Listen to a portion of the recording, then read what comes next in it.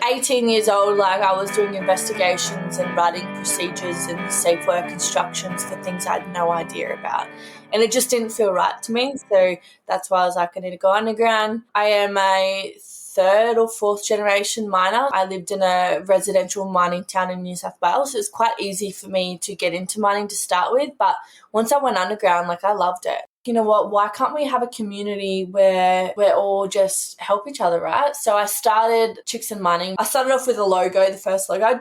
Yeah, it's been great. And now we have all these different logos. We have all this different merch now. Just dropped the underground crib bags, right? I only had 25 sold out. And insane. It's just so important to me to give the time that I have back into this community, right? Because I didn't have that coming up the ranks. And I love the feeling of being a big sister to all these women. And some women are, that's from all ages, from 18 all the way up. Some lady posted on there, I'm 60, am I too old for mining? And everyone's like, no, girl, you get it. Get in there and have a crack.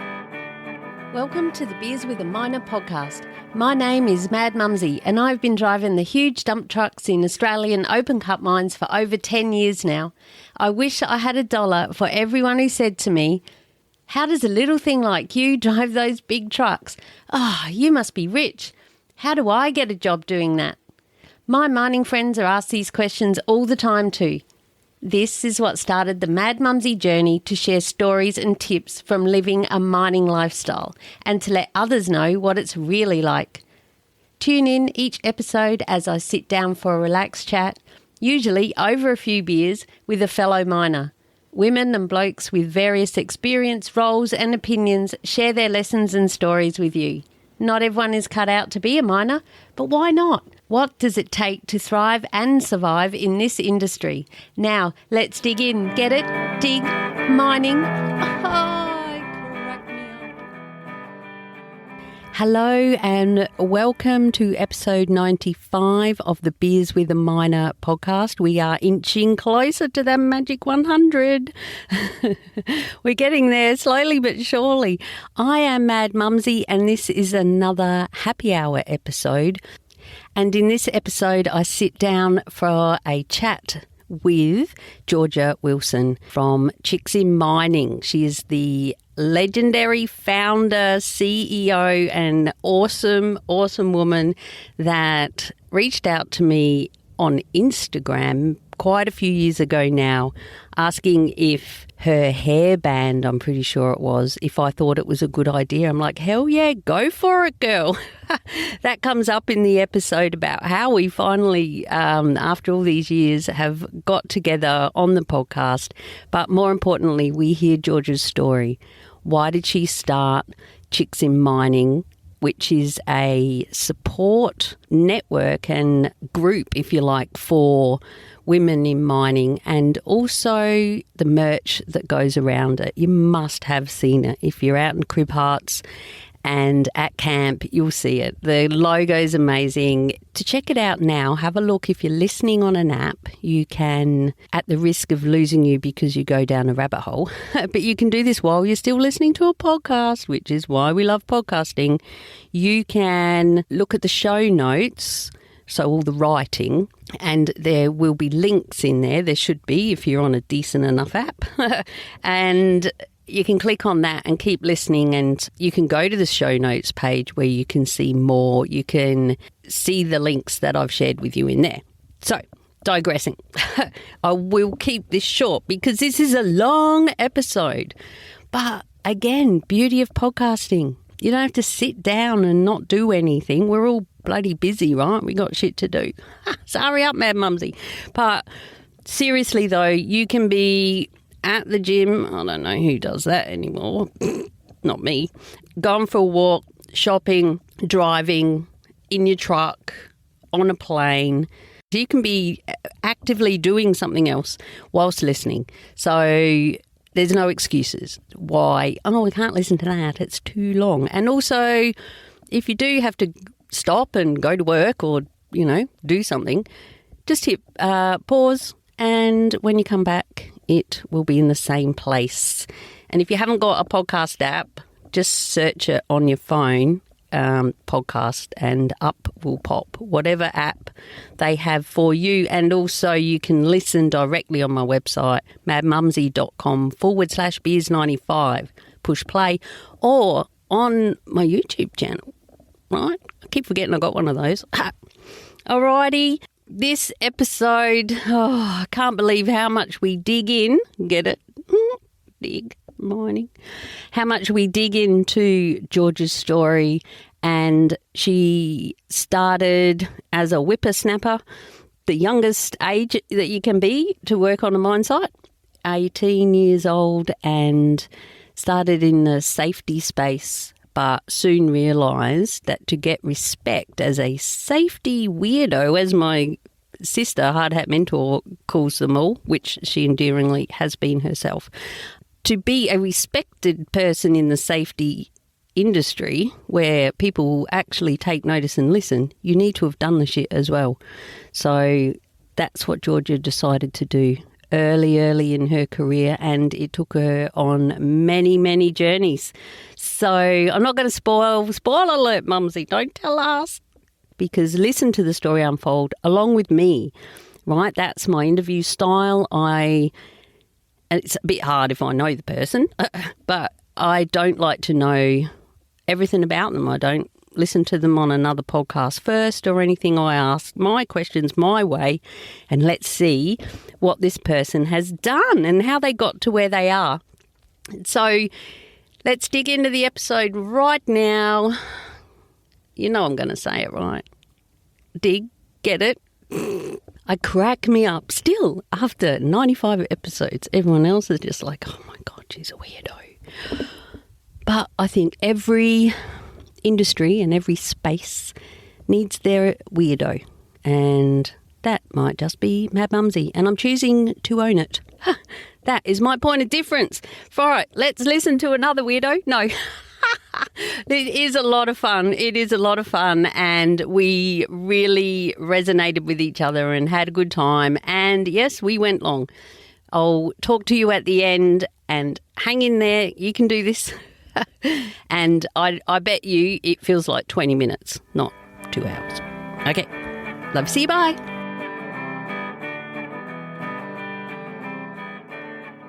Welcome to the podcast, Georgia Wilson. By the time this goes live, I've shared how freaking awesome you are in the intro to my listeners. We've been going to catch up for so long, right? But it just hasn't unfolded. And even last week, I said, I forgot. We both missed the 12th. We had a bit of a plan for last Friday. I'm like, shit, it's already the 12th. Oh, no, I'm such a bad person. And then I messaged you, and you said, oh, I forgot all about it too. So I was literally sitting at the airport, and I was like, oh my gosh, I can't believe I forgot as well.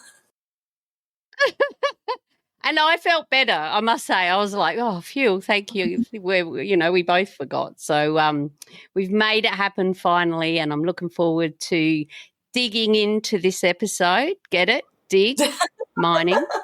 Love it. I crack me up.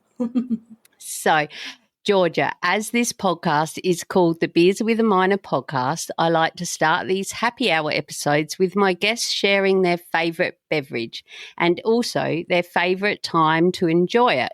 It could be beer, wine, spirit, or perhaps even a cup of tea. What is yours? Well, I'm definitely not a big drinker, but my go-to drink is either a gin and like solo or just a northern. I'm very basic. A northern, so that for the people that don't know, that's a beer, Great Northern. Yes. And are you Great Northern Original, Crisp, or Zero? I'm original. Always go the original. Original? Yeah. I can't do that. I just get so drunk on original. That's like me. Like when I'm on site, that's my go-to northern, right? Because I know over west. Are you over west? Or are you Queensland? No, I'm in Queensland. I'm up Mackay way, so Bowen Basin. Right, yeah. Okay. So like on site generally it's a northern, right? And I get so like two cans, I'm tipsy. Yeah. But you know your limit, so you zero the next day, right? Yeah. Yeah, for sure. Yeah. Now, before we get into what you actually do in mining, I do also have to bring up a little thing that happened last night. So I'm watching the football and we were messaging we were just nailing down our time and everything for today. And I'm over at Mum's and it's my other dad, Mad Baz, who's been on the podcast. It was his birthday. So we're over there, half cut. And it was a really close game. And I messaged a mate down in Victoria who is an Essendon supporter. So it's AFL and the Adelaide Crows were playing Essendon. It was real close. We'd caught up. And I sent him a message on Messenger that said, "Game on, Mole." And then I realised I'd sent it to you. And I'm sitting next to my mum and I said, "Oh, crap. I've just sent that to the lady that I'm interviewing tomorrow on the podcast." And she's like, "Leanne, that's so bad." And I'm like, "Oh, no." And I messaged you straight away and said, "Oh, whoops, sorry. That was for my footy, mate." And do you remember what you replied back to me? I can't remember exactly. I think I just put a laughing face, but it just made me laugh because I knew straight away. I was like, "Oh, this is a message for someone else." But it made me laugh because between my sister and my mum, we all call each other Mole. I think it comes from Kath and Kim. I don't know, but it's just always been a thing. Like, my sister would be like, answer the phone, "What's going on, Mole?" Like, it's just, I don't know. So it made me laugh, made me feel homey. Yeah. Oh, that was so good. And that's what you replied. You said, "Oh, that's hilarious." I say that to my sister. We say that like quite a few times a day. So I'd messaged, my daughter messaged me in between all of this and I told her what happened.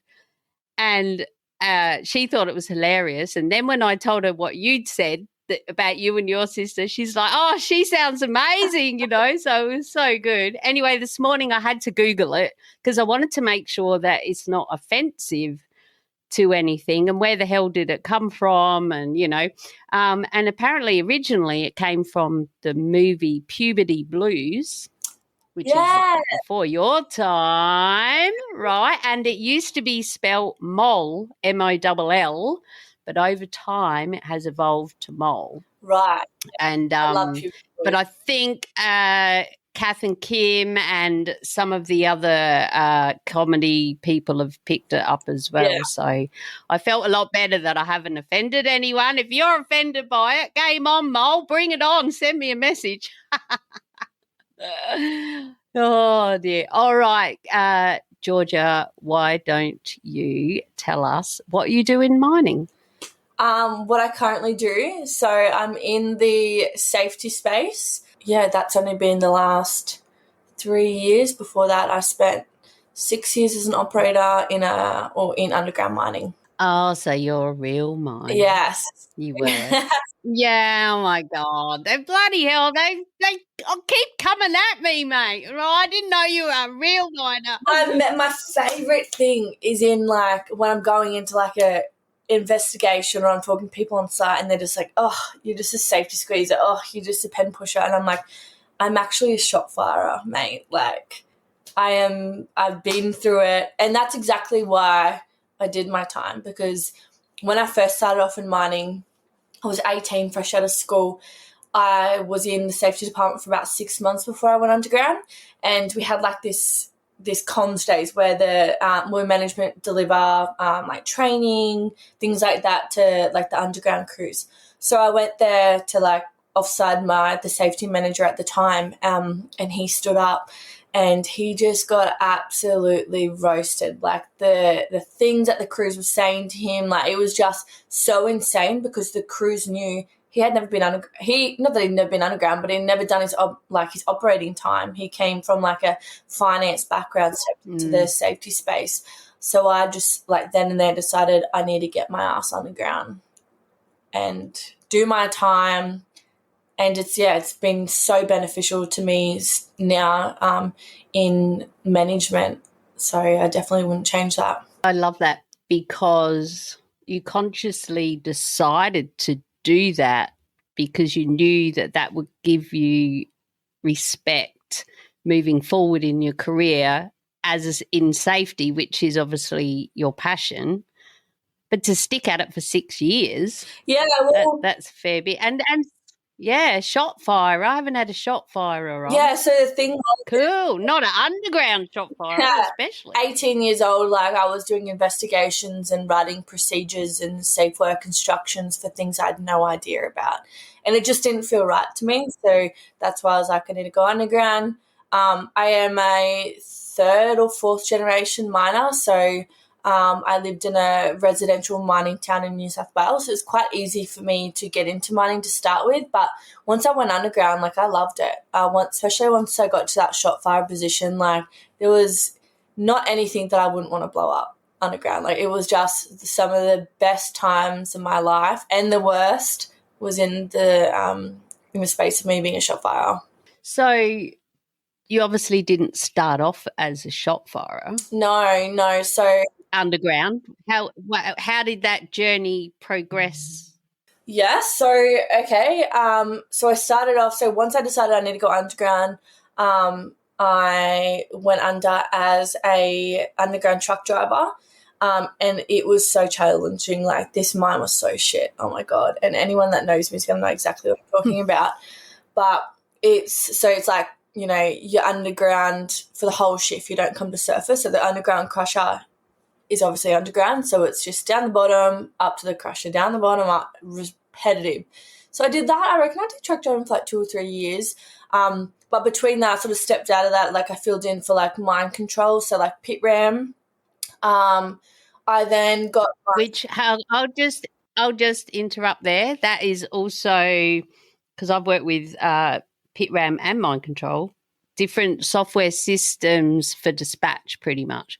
So the people that are running everything, all the computer systems in your truck, and tell you where to go, when to have a piss, and when to have crib, and when you can knock off, and literally, yeah, right. So pit ram, I forgot about pit ram. That was one of the early ones, and then they changed to mine control at one of the band camps I was at. Yeah. So you stepped into that for a little bit? No, so I was still like full-time truck driving, but it was so this is where probably the toughest times of my mining career, just career progression and the whole being a female, like the disadvantages I had was at this mine. So I never got a pay rise, I didn't step out of that truck role. Like I was just like pulled from here to there just to fill in for these roles. So I did mine control for like when we had people off, or they put a lot of women in there that were pregnant and things like that. So then I got offered an opportunity by one of the mining superintendents come and saw me, and he was just like, you know, you've been so helpful. I want to give you a start in development service crew. So I was like, yep, amazing. Like, let's do this. Like I knew that it was going to be so hard, right? I knew it. So I stepped into a development, still at the same mine, development service crew, and I reckon I only did that for like 2 or 3 months. However, before that, I was still, when I was on the truck, like would have days where our truck was out, so they would chuck you a service crew. So you learn the basics, but this is where I really learned how to, you know, run the services, fix pumps, things like that underground. So stepped into that, but at that time the mine was transitioning. Yeah. Mad Mumzie has her hand up. Because I know some of my listeners will be sorry. Yeah. Service crew. No, that's all right. Service crew, what does that involve? Is that like refueling and greasing the machines and like all the hydraulics and no? So do you come from coal? Is your background in coal? Well, I started in gold and copper, but yeah, coal for the last 10 years. Yeah, open cut. Never been underground, never will, never. Right, talk to people who do it. So one service crew is pretty much, so generally like a 2-3 man crew. You're working with like a IT, like a Volvo, so it puts you up in a basket. And basically you look after extending the services underground. So your pump lines, your air services, your water services, things like that. So as the mine's developing, service crew are there extending, repairing when the trucks hit things, running your vent back. They wouldn't do that. Trucks wouldn't hit things. But anyway, so that was service crew. And it was as well like plating and jacking cables for the K-bolter, pull testing, so testing the plate, like the bolts and the plates for the integrity of the ground, that sort of stuff. So pretty.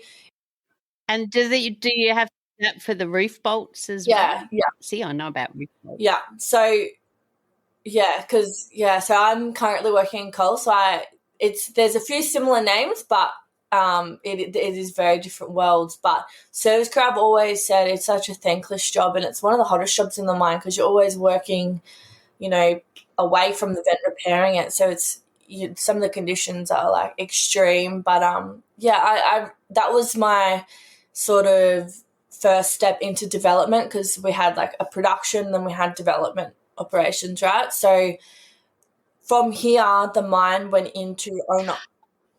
I just want to say that I have heard, I've had some people on my podcast who have mentioned it, and way back, like 4 years ago probably. So it's come back to me. But that is a very important role. Yeah, absolutely. Because if it doesn't get done, people die. Absolutely. Or could die. And the mine shuts down. Stop production because they've not got enough oxygen, the vents aren't working, the pumps aren't working, you've got to get the water out, you've got to do all the things. It's a very important job. So to hear you say that it was also seen as a bit of a thankless job is a bit shit. Yeah, it is. And you definitely can see that. You see people not giving a shit underground, and that's why it's so important. I feel like now in a management role, like I'm so all for giving like thank yous, like, and really acknowledging crews. Now I'm in the position to do it, like really acknowledging crews' performance underground, because once, if you don't, why the hell do they want to go under there and, make a difference? So to me, giving them that thank you keeps them engaged, keeps them wanting to do good, and being like, fuck, you know what? Yeah, look, we had a red hot crack yesterday, and it's really been looked at and appreciated. So it's the little things. It is. It's the bloody little things. It's not just, we might get a T-shirt and a Nesky or something at Christmas and maybe a bonus. It's all the way along. It's every little day, every little step to get noticed when you're doing the right things, not just hammered and noticed when shit goes to shit, which is what usually happens. It sets a good culture, There's nothing more important at a mine site than a culture. And it definitely does set a good culture when you have good managers. So from here, the mine that I was at went owner operator. So I was in the development crew, right? So we had a few jumbo operators, the service crew, the shop firers, and then like all the trucks and the loaders, they were all production, right? So they were on the other crew. So I was the only person. There was one shop firer who was stepping into he was going into like a shift boss role on another crew. So I was the only one that had my like UHL. So they're like, okay, you're going to have to do shop fires. And I was like, fuck, good timing, right? What is UHL? So UHL is just your New South Wales explosives handling license. So it's just to say you can transport explosives unsupervised. So from there, so once you get your UHL, like in Queensland, it's your dangerous goods card. So you get your dangerous goods cards, and then from there you do your shop firers course. So did my shop firers course, but that was sort of not later on, the next month or two, but because I had my UHL, I was allowed to charge underground. So I went with the shop firer. Luckily, we were mates. He took me down to my first heading that we had to charge. So jumbo goes in, right? They put all the ground support up, then they bore. So then we roll in, and I'm like, oh my God, because I'd done the magazine, right, which is booking out the explosives. So I knew what explosives looked like, but I did not know how the hell they worked, right? So we roll up to this heading. He's like, get in the basket. It's hot as fuck. Like, I had sweat in my butt crack. I had sweat, tit sweat. It was just like, it was hot. And because it wasn't like as hot, but because I wasn't acclimatized, then I was just like, holy shit, you know? And it's actually proven that females do tend to heat up a lot quicker. So especially around that like certain part of the month. But yeah, so anyways, we roll up. He showed me sort of how to use the rig because you use a charge rig, so it holds all the emulsion. So you've got the emulsion in the tank, you've got gas out, and once that's mixed, it becomes an explosive. So, you know, you put your dead on the end with your booster, put it into the hole, the emulsion shoots through, right? So he showed me how to do it. He did the heading with me, but we had 6 on for the day, right? So did the heading with me, put into the next one, and he was sitting in the ute, and I was like, oh, fuck, brother, he must want me to like prime all the debts and whatever. So anyways, I got out and I'm getting ready and stuff, and I got my harness on, and I thought I was doing the right thing. I grabbed his harness. I was like, here you go, mate. Like, let's go get into it. He's like, nah, up you get. You're on your own now. I've shown you once. That's it. So threw me once. And yeah. Holy, no fucking pressure. It was the best. It was the best way to learn, you know. So yeah. From there, but he was still there with you. Yeah, he was still there. He was still on. He was still in the ute watching from the aircon cab for sure. Yeah, he's not silly. Yeah, yeah. So I did that. I stayed at that site charging for like a year and a half, and then from there I went through. Well, I had a boyfriend at the time. During my residential time, we had a pretty bad breakup, so I was just like, I just need to get out. Like, my siblings had moved out of this town, my parents had moved out. I was like, you know, my mental state wasn't great, and that's a big thing, especially working underground. Like, you're underground for so long. He was also underground at the time, right? So he was still working there, so it was just shit. Like, it was just not and because the town was so... Was he on your crew? Yes. Was he on your... On my crew. Different department though, so he was fitter.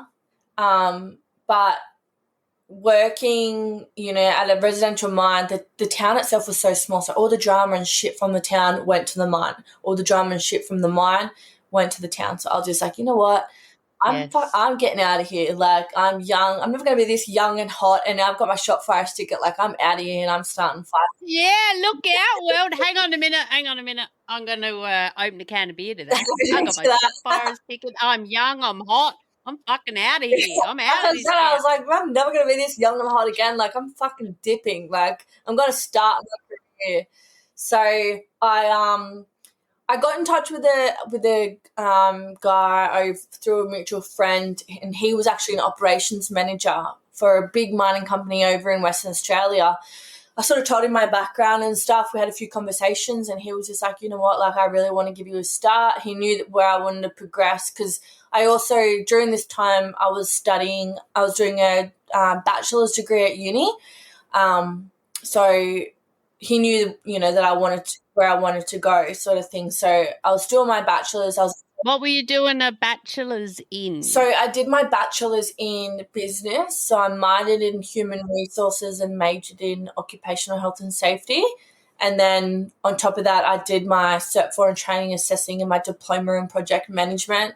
And now I'm doing my master's in OH. Fucking, you're a bloody machine woman. And then I'm doing a graduate certificate in mining engineering now during my master's. So anyways, he knew that I wanted to go places, and he saw something in me. And that was the first time that a boss had actually, you know, made me feel like they cared. Because I've seen so many bosses. I've had so many, like, I've never had like a good mentor, and he was my first mentor, right? With no motives behind it. Like, he was just like, yeah, the fucking girls, like, let's get more shot firers. So he was flying me from New South Wales over to Perth, over to WA. So I was charging at a site for them.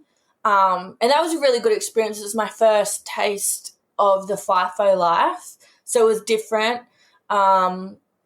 Yes, because you were residential up till then. Yeah. Yeah, and that's a big call. That's not just like driving for 2 hours out to, like for us lot here in Mackay, out to the Bowen Basin, or jumping on a plane from Brisbane up to Murray or somewhere.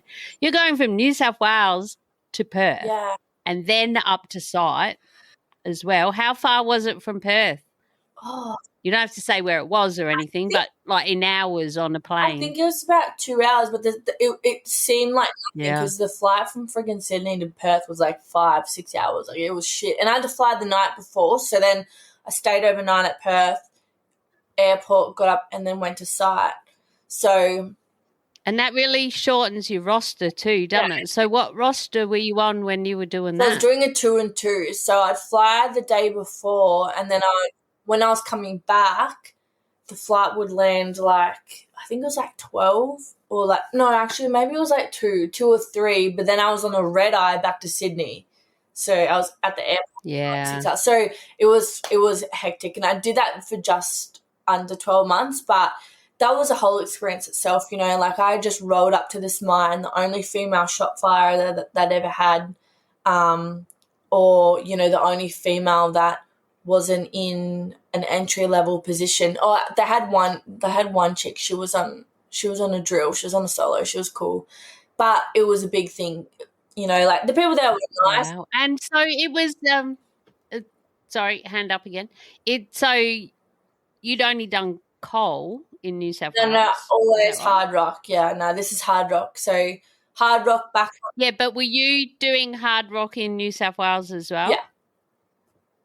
You were? Oh, right. Okay. Yeah, so at this point only coal to hard rock, that's a big change. No, yeah. So it was only hard rock. So hard rock back home, hard rock. I will just say, we'll talk after about where you were in New South Wales, because it might be where I started. Ooh. Well, actually, we can edit. Let's do it now.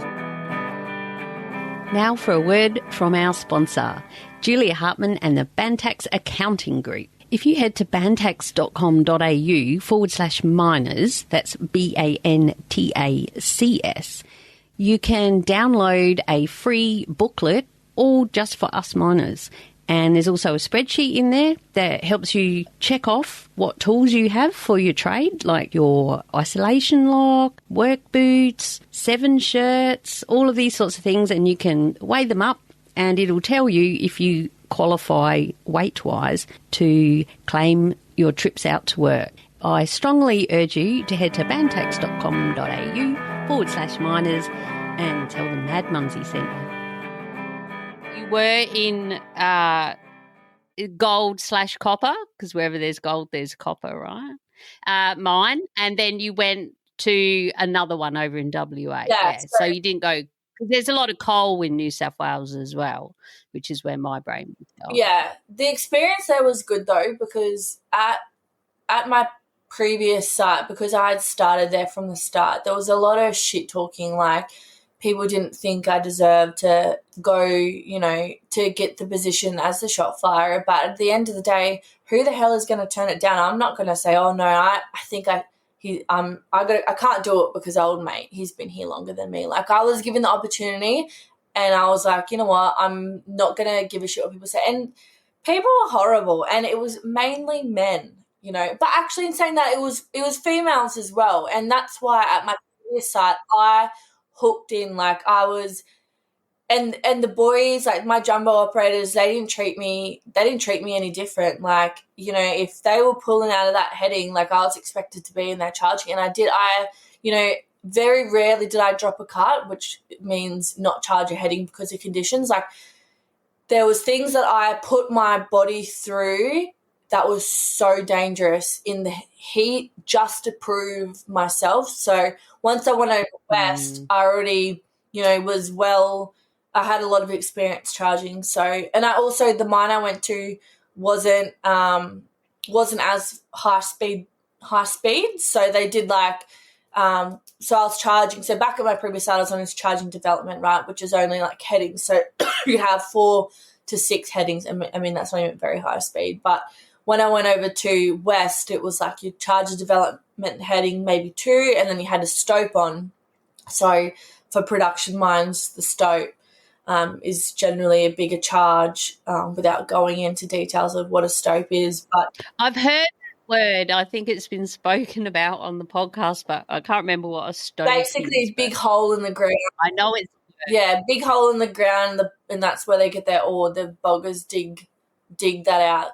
So, it was a little bit different, but because I went in there with the experience, I did get a lot more respect. But then I got a different sort of backlash because I was coming over from East Coast, so there was a little bit of like, you're like West Coast, like wow, they didn't really want people flying over from the East Coast, but it was a positive experience. Like I made some really good friends that I'm still in contact with. So it was good. And it was good for my mental health, like getting out of that relationship situation as well. And wasn't even like, I was going over there to get a new boyfriend. It was nothing like that. It was just, I just needed. That's the last thing you want when you've been in a shit relationship. That's it. When I went over there. Well, me. When I had boys sniffing, I was like, get away. All I want to do is I want. Yeah. Fucking.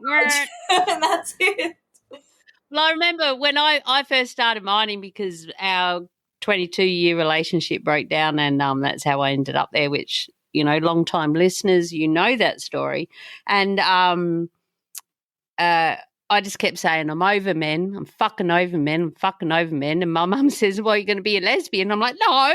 And she said, well, don't give up on them forever.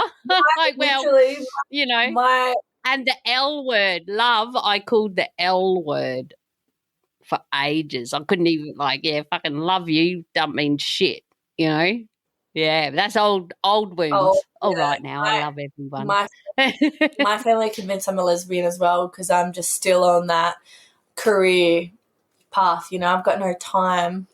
I got no time for men. No time for this shit. Yeah.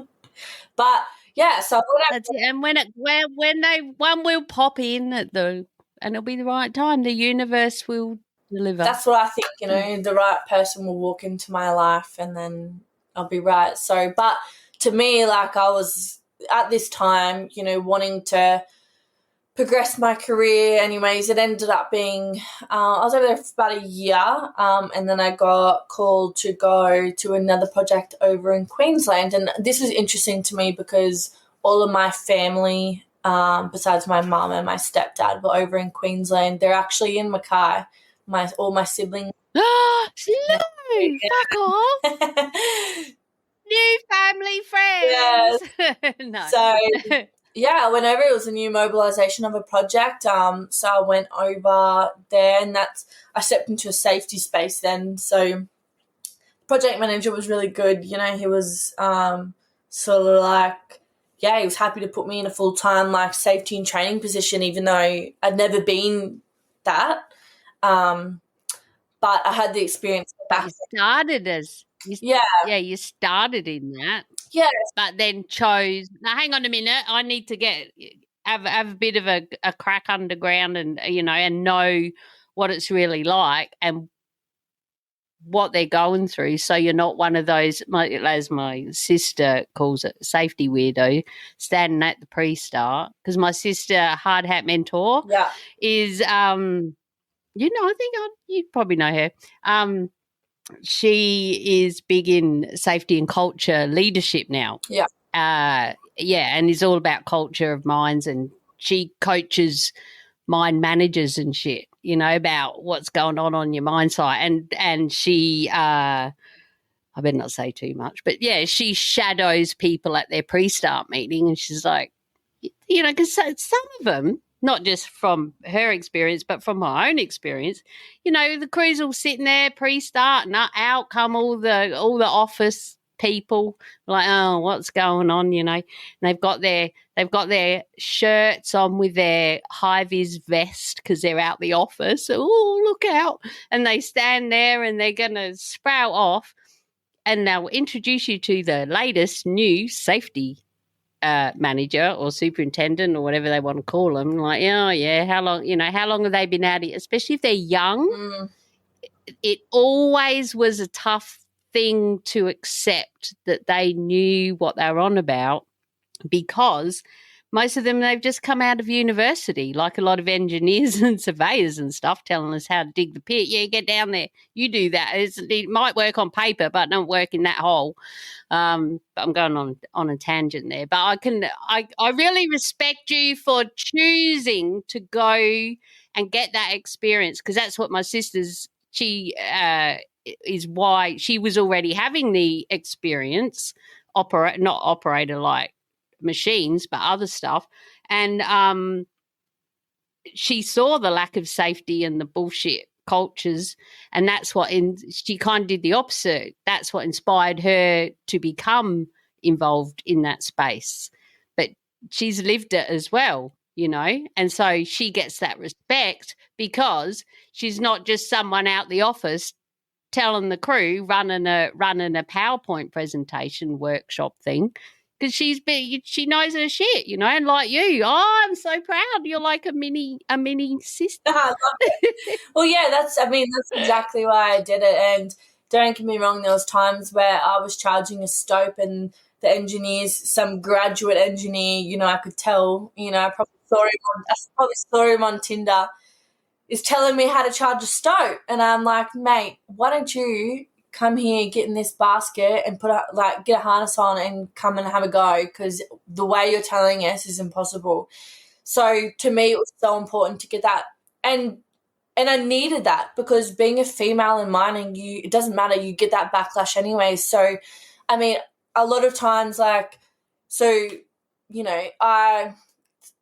look quite young as well. So, a lot of when I turned up to WA, they were like, are you old enough to be here? And I'm like, man, I've been mining longer than you. Like, what are you talking about? But so how long is it? How many years it's now? Coming up. So I'm 28 now and I started at 18, so it'd be going on about 10 years.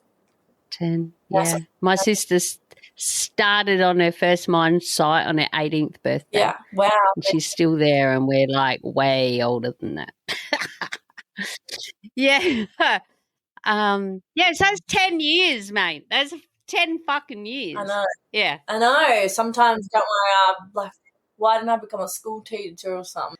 Anyways, I stuck it out, and then I went to this new site, and this is where I fell in love with safety. So we did the mobilisation of a project. So we did the project from start to finish. So we did all the groundwork before we brought the crews in, and set a culture. Like, I had a project manager there, and he was like unreal. And he let me run with the safety stuff. So like we put some music on in the morning, and we did stretches to music, and it was just it was a way to have a laugh. We did like a footy throwing contest for like 2 months. So we stood around in a circle, and you passed the ball, and you had to like clap before you caught it. And if you didn't, you got out. And then that, from there, each pre-start would keep doing that. And then the winner would go up in the Safety Sunday presentation that I gave, and then the winner got a prize. So they got like money from the company. So it was really good. It was like an unreal culture, and that's exactly what I wanted to do. And that's the moment I realized like I need to be in that sort of space. Like, I need to go into that leadership pathway. And that company, it was unreal. Like, the support from management, it was really good to start seeing some decent management. They put me through the Queensland Women in Mining and Mentoring program. So I think most states have this now. And this was like the best experience. Like, if I can say to anyone, like, go get onto this, right? So my company, they paid for it, which is great. I think it's about $2,000. So basically you're like a mentee. You do like an online, like a quiz. They do like a psychological thing where they like match you with someone. So I was matched with the amazing Sally Rayner. She's a global leader for Rio. And she was the first ever, besides the previous mentor I had, she is hands down the best mentor I've ever had. And through that program, like, she really helped me. So basically you get matched with a mentor and you work through things, like you do a career pathway, you do things that you struggle with. Like, so to me, networking wasn't really a great thing with me. Like, conflict, I needed to work on my, like, having conflict conversations, because often part of my being an operator, like, I can get very hot-headed. So when I get into that, like, it's very easy for me to just, like, go for the throat, like, so cutthroat. But as a leader, as a safety leader, I needed to learn to step back, be cool, calm, collected. And it was an absolutely amazing, like, mentoring experience. Like, in Sally, she only texted me this morning, like, we're lifelong friends now, and it was just such a great way to network with other women in mining. And then at that time as well, I had a really, really great superintendent. So I was a safety advisor. My superintendent, he's a lifelong friend as well. Like, he was the first, like, boss that just really cared about me, like, as a person, cared about my career. So he was great with my career. Like, he told me the things I need to work on. He would have my back, like, not like, even if I was in the wrong, like, he would have my back. But then behind closed doors, he would say, hey, you know, you were wrong, or this is how we should approach it. He was amazing. So the last 2 years of my mining experience have been by far the best. And then I sort of stepped in. I'm doing some work at the moment in coal. Hang on. There's a train. Oh, I can't even hear it. Did you hear the train? No. You can't hear it? You know what that means? I need to go and get a beer. Have a beer. I do need to. Okay, so this is for my listeners. You ready? My favourite sound in the world. See, I drink beer out of a wine glass because I'm posh. Posh. Yeah, well, not really posh. I just I gave up red wine, but I missed the glass, you know. Yeah, you gotta have a balance. Yes, and I've lost 12 kilos just from doing that. Amazing. Well, I suppose. Yeah. Anyway, where were we at? You were just transitioned away from that amazing supervisor, or are you still with him? No, so my time it ran its course at that site. I met some really great friends there, but I knew I needed to step out into, because I was still in that development contractor space. So where I wanted to get wasn't going to be with that company. Like, I adore that company. You know, I got a call from the general manager when I left of that company to thank me. The project manager, the board. Yeah, it was a really great. It really made me realize my passion in that safety and more psychological safety space. So, yeah, it was sad to leave, but for my own career, like, I needed to. Like, it wasn't a company that could take me into the, you know, into bigger mines. Like, I needed to get on with the client pretty much. And so I've been doing a bit of time in coal. Absolutely hate it. And that's only why? Other than because it's dirty shit. Yeah, like, don't get me wrong, it's interesting. Like, I definitely think there's aspects to coal in the underground coal operating space. It's a lot harder than hard rock mining, but it's just not what I'm used to, right? So my time underground and hard rock basically means nothing to coal, because it's different machinery, different ways. Like, if I was to, you know, the open cut shot fire stuff, yeah, I can relate to, but, you know, the underground mining type things in coal, it just doesn't align to underground mining and hard rock. It's been great working to getting a little look at that, but yeah, I definitely am a die-hard hard rock miner. And now... And I have a lot of hard rock miner listeners, especially over in WA. Yeah. And they'll be like, yeah, stuff coal. Yeah, or fuck coal. Do you feel more, my perception of, because I've worked in both, but open cut, it feels more unstable. Is that coal? Because, yeah. No, it's definitely, like, coal's obviously, underground coal is way dangerous. You know, you can't any naked flames under there. It's everything. And the gases. Gases, things like, water management, like you can't have power, you can't have kilowatt pumps down there, like just things like that. It's just a different, like the whole operation is different to Hard Rock. And it's funny because on site last week before I flew out, I was doing an investigation. I had a heap of coal miners, and just there's a different culture, different fun coal miners and Hard Rock. If you put them in a room together, you'd be able to tell who's who, right? So I was talking to some of the coal miners and I was telling them, they're like, oh my God, like Hard Rock, like what's it like? And I was telling them, and they're like, is it true you can smoke under there? I'm like, oh, well, over west, like there was a few sites you can like smoke underground. They're like, whoa, like that's insane. I was showing like some of my underground shot fire stuff, and they were just like, oh my, like even they were like, whoa, that's so different. But yeah, definitely coal is not where my mining career lies, but it's really interesting because there's a lot of women in the chicks and mining space that are from coal. So yeah. Oh, that's a good segue. And that's pretty much my mining career. Oh, that's your mining career. And now let's talk chicks in mining. But before that, so what do you think you'll do next? Look at going back to the West, or because it's a long way? Have you ever thought about moving over there? Well, it's great. My sister lives in Mandurah. It's amazing. She sent me videos today. They're out on the boat and there's dolphins, and it's like, oh my God. Yeah. So I mean, there is a boy that I met over there right during my time that wants me. Oh. But yeah, I don't really know, because I think every woman, at a younger age battles with the conflict. Like you go so hard, and to me, it's like I've gone so hard in mining. I've put myself through so much. I've been through so much bullshit to then get knocked up and give it away. So to me, there's one part of me that's like, Georgia, I'm 28.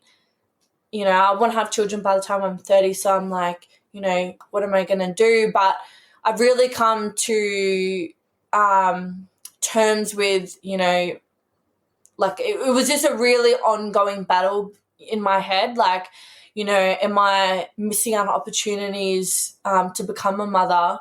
And especially now that my nephew has been born, he's 1. So I'm like, oh, I just want a kid. But then I'm like, I want to get as far as I can before, but I've really come at peace with the idea that, I don't have to give my career away. Like, my goal is to step into that manager space. So yeah, to me, I think I've come to peace with the fact that I will probably move to a area like, for example, whether it's over west or whether it's in Queensland like Gladstone or somewhere, and work at a residential mine so I can have the best of both worlds, have a family and still work. So I definitely, now that I'm maturing through that management stage, like sort of transitioning from, because when I was a safety advisor, I found it really hard to draw the line in the sand between being a safety person, like a somewhat junior safety, and being an operator. But now that I've sort of matured in my career into more higher level management roles, I've really come to peace with, that's my sort of game plan. Like I'm not ready to give up mining. I feel like I've got so much to offer, like whether it's my experience, but the one thing I really specialize with, especially in my HR degree, is people and culture. So I love bringing in a culture and tying it into safety, like doing little safety initiatives to really up that safety culture on site. So yeah, and chicks in mining has been an amazing way as well. And I know we're getting to chicks in mining, and for people listening, what the fuck's chicks in mining? Well, how don't you know what chicks in mining is? Right. How don't you know? Exactly. But thank you for sharing all of that, because it's a big thing that women have to go through. It doesn't matter if it's mining or whatever career, about, am I ready to give it all? And that's what hit home when you were talking to me, was give it all up to have a kid.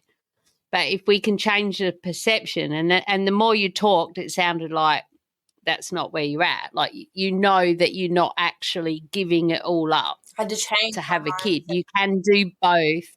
Yeah, you just change your boots, right? You're a mum and a manager. Ooh, and I'm making it work. Ooh, look at me go. And I'm also mentoring and helping other chicks who are doing it as well, you know. So you can do it, and it was good to hear you come to that at the end of that. Yeah, and it took a lot for me to get to there, you know. Like, I spent a long time in a shit relationship, and you know, if I had put all my effort that I put into that, I would have, you know, fuck knows where I'd be now. But I really ensure that I have these conversations with women on mine sites, and the big thing about going from an operator to a safety person or a person in management, when, you know, people have conversations with me, they can relate to me a lot, like, not just with women stuff, but, you know, in the sense of investigations and stuff, because I've been there, I've done that. I can tell you,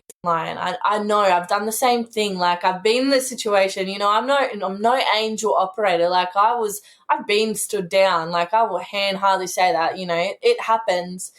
And so I really, really try to relate to operators, and a big thing the last few years is women, because, you know, it breaks my heart hearing women say, like, you know, they don't have the, you know, say the education, or they don't have that certificate like I do, and they're not in the position that I am. And I'm like, yeah, but it doesn't matter. Like, you can still be an operator and, you know, have children, you know. It just might not mean that you don't do FIFO. I've seen a lady do FIFO after being like 3 months after just having a kid. Like, you know, if you don't want to do FIFO, you can always, and that's what's so important, to get with a good company that will relocate you or give you those options. You know, you can move to a residential mine, put your kid in daycare, or you've got family support, but you shouldn't have to give up mining, give up your dreams just because, you know, we have to have kids, you know. And if you don't want to have kids, that's okay too.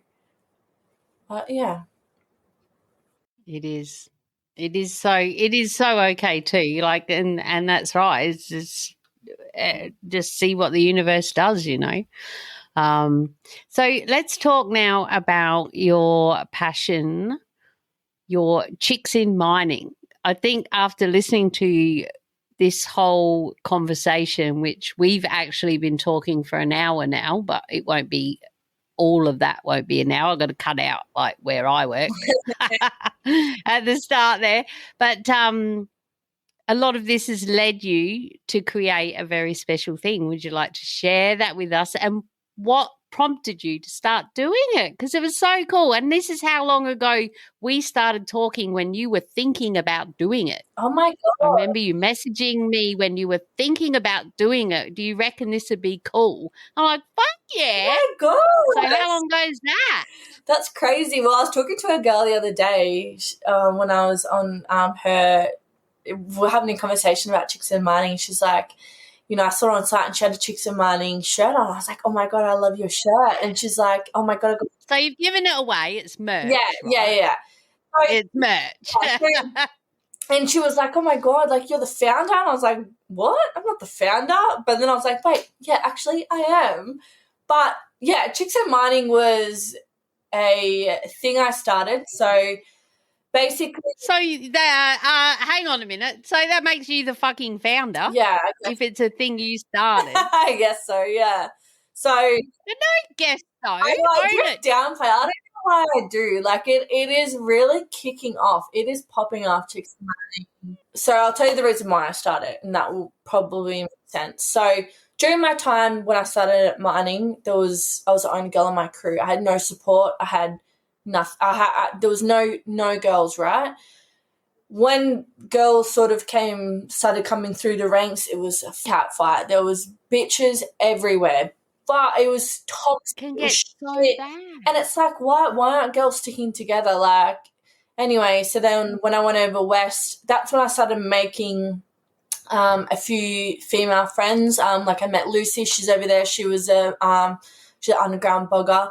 And I was like, you know what, why can't we have a community where we're all just help each other, right? So I started Chicks and Mining, right? So I started off with a logo, the first logo. I didn't know what I wanted to do with it, and I still don't know what I want to do with it, but basically it started off as an Instagram, right? But I was like, you know what, I want somewhere where we can talk. So I started off with a Facebook group, but I only started off with like 3 people, my mates, right?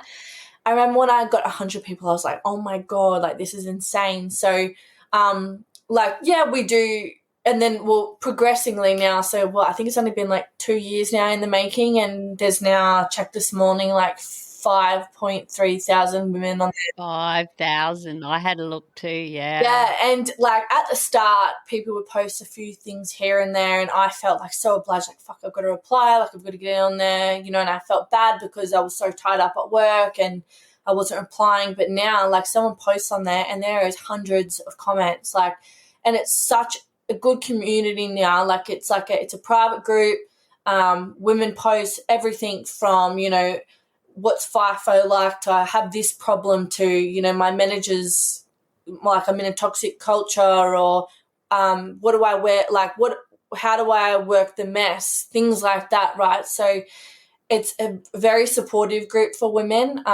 It gives them a lot of, like, it makes them feel safe, but it also gives them the confidence in mining as well. Like, someone's like, hey, I'm going for this role, what does this mean? Or I'm having dramas, like,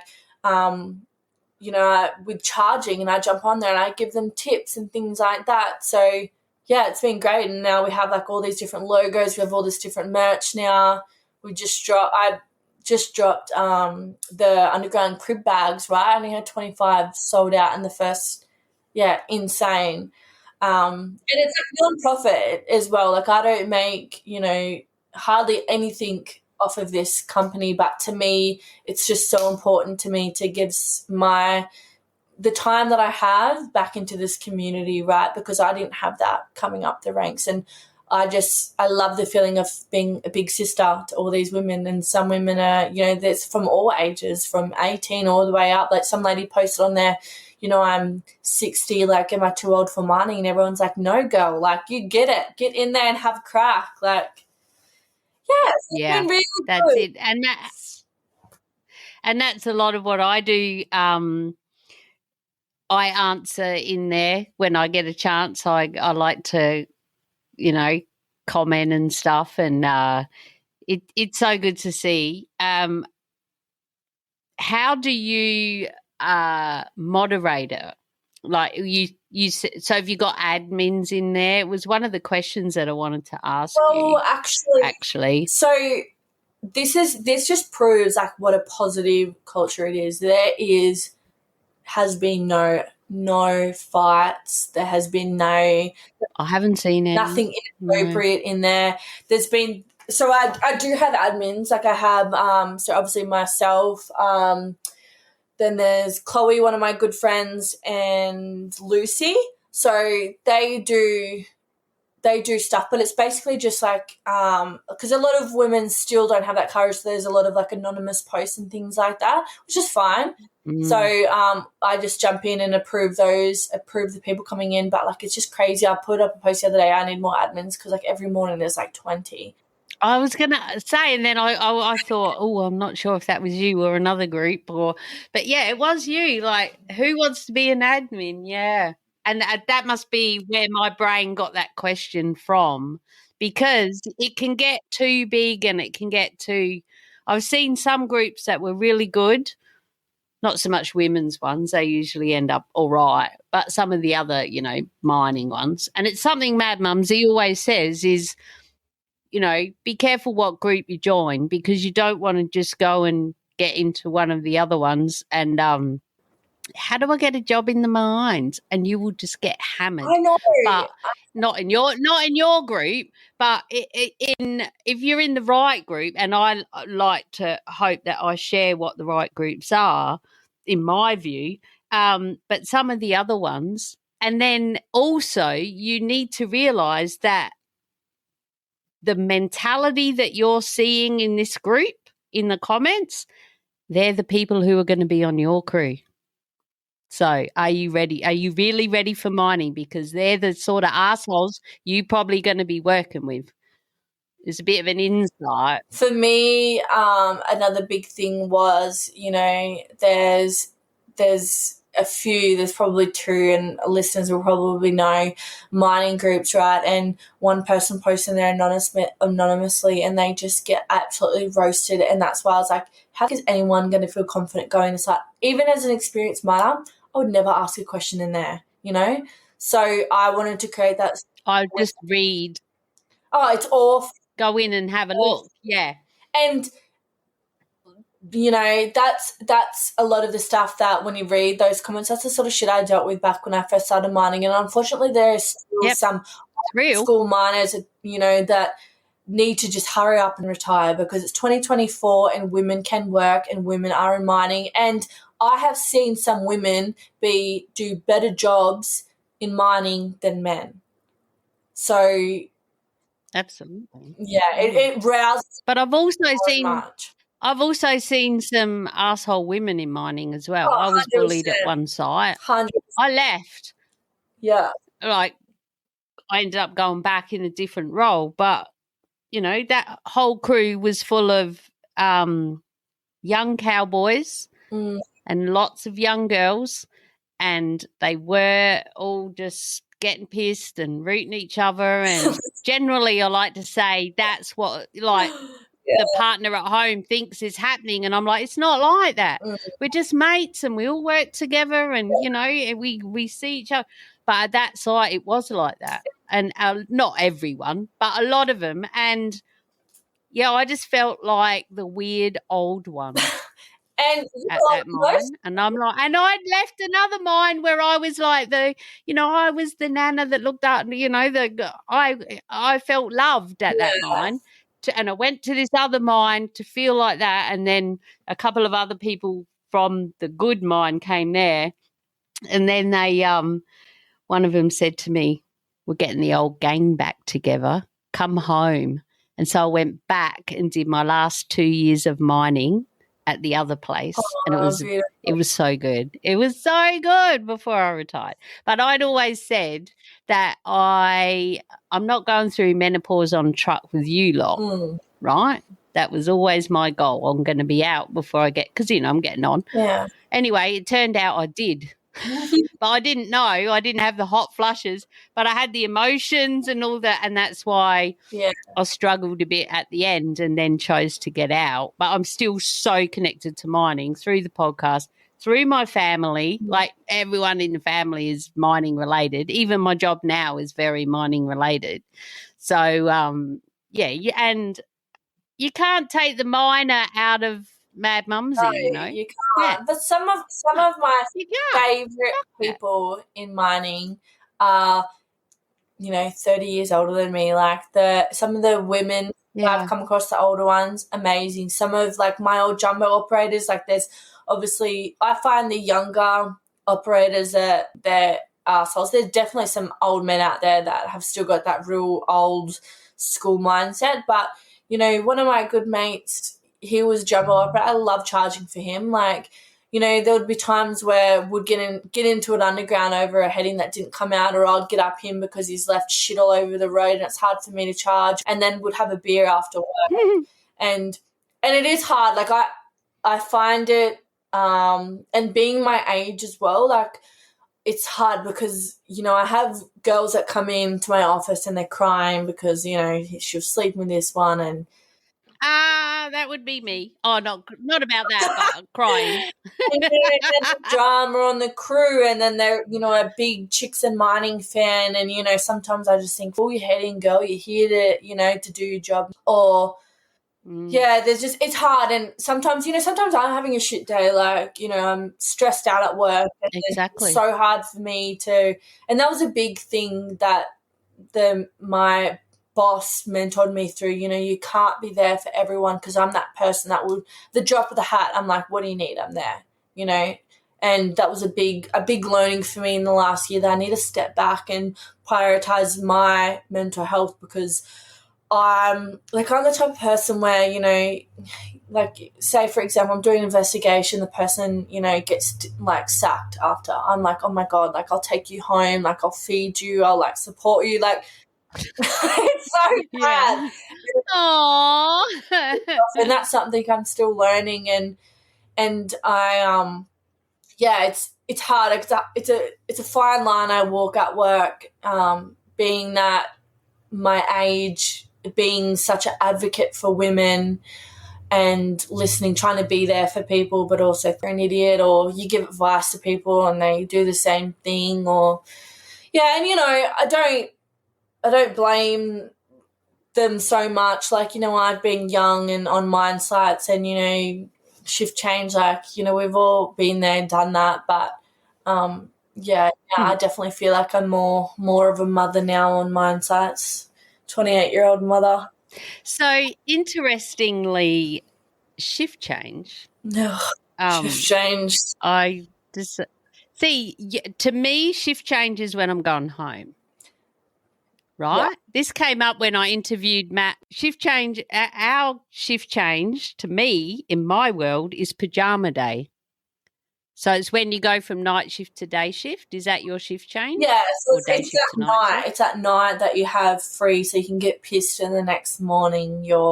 Because you're not starting until night shift the next day. Right. See, to us in my culture in Queensland, in the coal, has always been that is called pajama day, and shift change is when you're going home. Yeah, no, it's when we're going home. So that's so different, and I never realised that until last week. People say pajama day, but shift change is more like you go on a shift change, which is like the night that you have to get pissed and the next morning. It is a shift change. You're shift changing, and it's more for the workers that are doing the 2 and 2 roster or 2 and 1 roster or whatever. So they're changing from that night shift to day shift, and that's we had even in our lifestyle roster, as they called it, they used to call it one of the mines around here, which I won't name. It was that roster, but you do like 2 days, 3 nights. So you had a shift change. You had that pajama day. You didn't know what day is it? What am I doing? You know, you didn't know routine, and then you get your 4 or 5 days off and come back and do 4 or 5. Whereas in the end, I ended up doing 7 and 7, which was my favourite. Yeah. So what rosters have you done? What you would have done a myriad. Yeah, so I did. Now I'm only doing day shift only, so I do 4 days. I work Monday. Oh, because you're a manager. Oh, management role, right? Day shift. Monday to Thursday, and then I work from home. Oh, so banking hours. Work from home in my bed on Friday.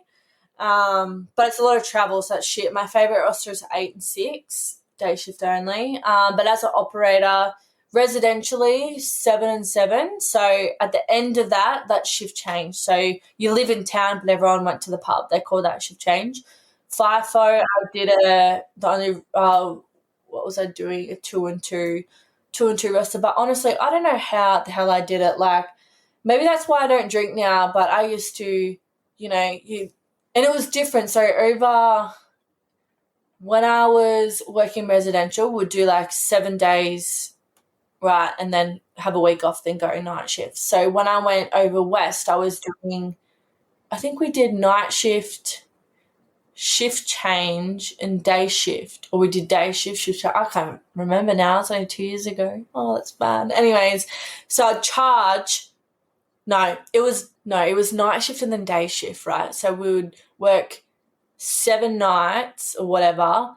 And that way, once we shift change and then we're doing day shift, we're back into normal routine. So on days off, it wasn't so bad. So when you finish on nights, you just feel like a zombie. But I don't know how I did it right. So 12-hour days, and generally a shot fire, you do 13, right? Because you're the first one down the hole to open the mine up, and you're the last one out because you're firing. So I used to do that, right? So 13-hour days, so 7 nights straight, shift change, get absolutely munted on site, and then go have that morning off, and then go day shift, right, for 7 days. And I don't know how I did it. Like I reckon I would have been 30 kilos lighter. Like, yeah, and I don't know how I did it now. Oh my God, like I see shift change happen on site and I'm just like, stay away. Or sometimes I might go down for like 1 or 2. But yeah, Yeah. I'm the one that's going out. Yeah, it's not good for management to be at shift change. No, I'm a retired shift change now ever since. Oh, but you've lived it. You understand it. So when you have to do the investigation of what happened on shift change, you can relate. Nothing good ever happens on shift change. Like nothing ever does. People get fired, and oh my God, so yeah. Oh, so I never like went to work like drunk or anything, but I definitely went to work hungover. Definitely. And a lot of it was for me. I found, like you say, you're still zeros, but you haven't slept. Yeah. You've stayed up longer. You've already done a big, long days. We did 13 and a half days, out of this last band camp I was at for the longest time. And it's long days, and then you stay up. You're meant to be in bed. It's 2:00 and you got to go to sleep because you're getting up and going to night shift, and I was like, 3 hours sleep ain't going to cut it. For me, more dehydration, I think, right? So I'd finish work dehydrated and go, like, when I was charging at one of the sites, we were using Antfo. So a lot of the charge up these days, they use emulsion. It's a lot easier. And that's why I definitely see, the older school generations say, charge up, I've got it so easy these days because of the sort of product they use. So when I was charging Antfo, when I was at one of my high-speed development sites, we were doing, say, charging like 10 to 12 cuts a day. Like, it was hard work, and it was only me and another guy.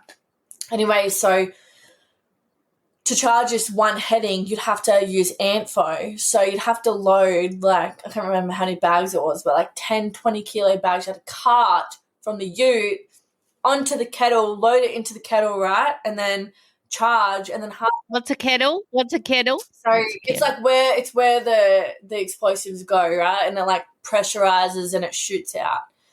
There's that little beads, Antfo. It's like, I'm not going to say what it is because I'll probably get it wrong, but it's a type of explosives. It's not very used anymore. It's not it's not used for a lot of reasons. At the site I was at, they used it because it was a very cool mine. So you can only charge with it when the rock isn't as hot. Can't remember exactly, but this mine, like at my first residential site, like each level you're going down, it was like the rock was heating up like 2 degrees. So with Antfo, it can go off like with heat.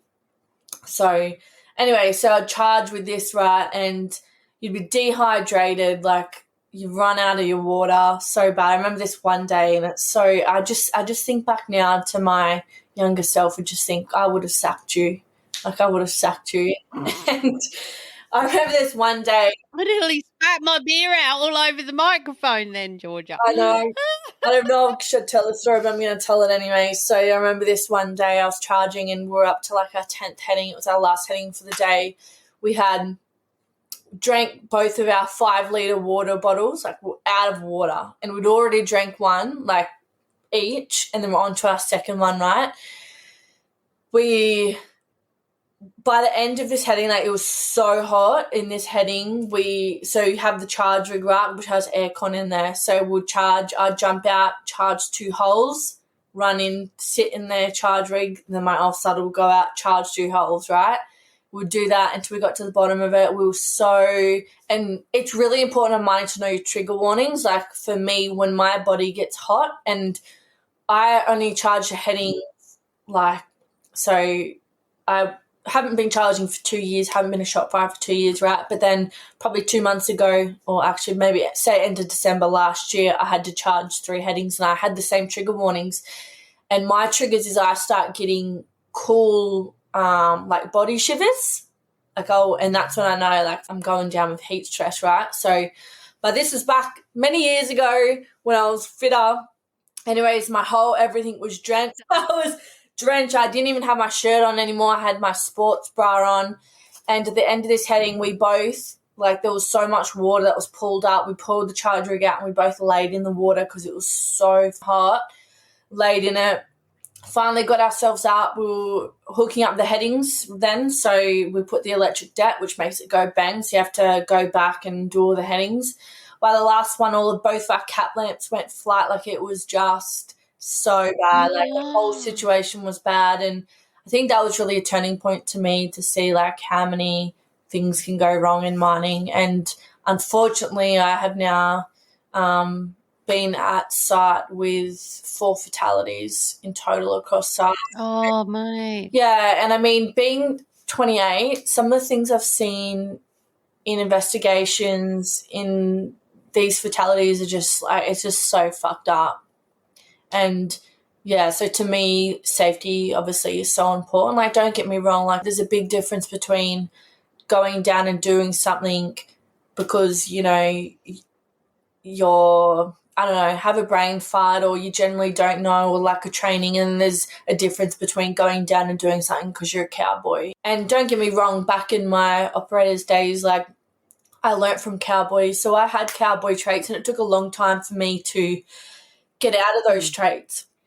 But it's insane that I would have never put anyone in an unsafe position. Like, if I was to do something unsafe, I would never expect anyone else to.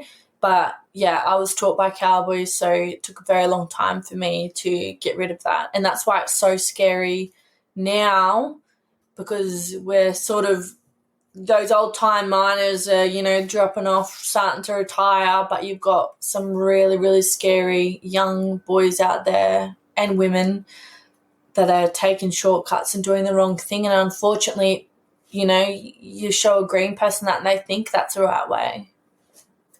So I've got some stories I want to tell. I'll tell off the podcast, but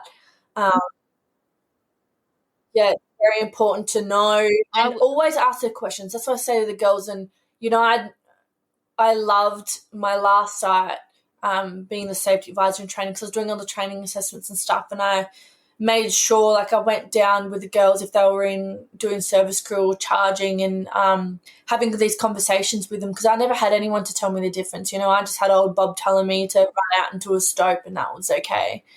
So to me, it's really important to pass down what I know. And don't get me wrong, like, I go underground in hard rock mining and there's still things I learn. And that's why it really shits me when you see this attitude of these people, young people, come in and think, yeah, I've been mining 2 years, I can know everything, I'm the best because I do this the fastest and I get the most work done. And it's like, yeah, but your quality might be great. And, you know, and I'll tell you what, I won't say where, but there was a guy, right? One band camp, this one guy, right? New thing, that's what I say all the time. This one arsehole dozer driver at this one band camp. Well, this one young fella, right? He was good at his job, but he was a cowboy, right? And to me, that was an issue because I don't give a how good you are at your job. If you have a shit attitude, if you have a shit look of safety, but just a shit attitude, I don't trust you to train other people, right? So I went down and did an assessment on him. He was great. He did a few things that I could have failed him on, but he did do a few things anyways. And I knew he was competent at the task, but I just said, no, like, you haven't failed. And there was reasons why. And he said, why? I said, because you've got a shit attitude. You got a shit attitude to safety. You got a shit attitude towards your job. I said, when you pull your head out of your ass, come and see me and I'll have a look again. And I said, because I don't give a how long you think you've been mining for. You don't know. I said, you don't know that I've been mining nearly longer than you. When I started mining, you were in primary school or high school, whatever it is, you know. And yeah, that's just so important to me because I don't feel comfortable with them training other people, and it pisses me off because I was the same. I was 18 or 19 years old, you know, in a basket with fully grown men swearing at me, screaming at me, and it's like, yeah, it's tough mining, but you don't have to be spoken to like shit. I don't care what you say. So to me, you know, it's important. The little bit I can do to change culture, I will do. Yeah, the girls. Oh, my God. Yeah, the girls, right? And what I love the most, thank you so much for sharing all that as gold. I was just like, shut up. You would not have been able to have gone and spoken to that cowboy like that in a way that he may take on board about you did your job right, but your attitude shit, if you'd never been underground, you'd never actually done the job. If you were just the office jockey, he'd be like, yeah, whatever, fuck off. Go back up to the surface. Go back to the sunshine. Leave me alone. I don't care what you think. But it's so different because you have walked the walk, you know, and I've seen that with my sister. That's how she has worked in places where the men have spat in front of her when she was like 19. It was a construction thing. And she's like, well, you know, and then she figured out ways to deal with that. And they end up being her best, like, let's have a beer later, you know, because it takes time and it takes I don't even know the words. She's good at all that. Like you two, you are just like such a mini blister to me. Oh my God. I am sending her this. Hello. I'm going to tell her now.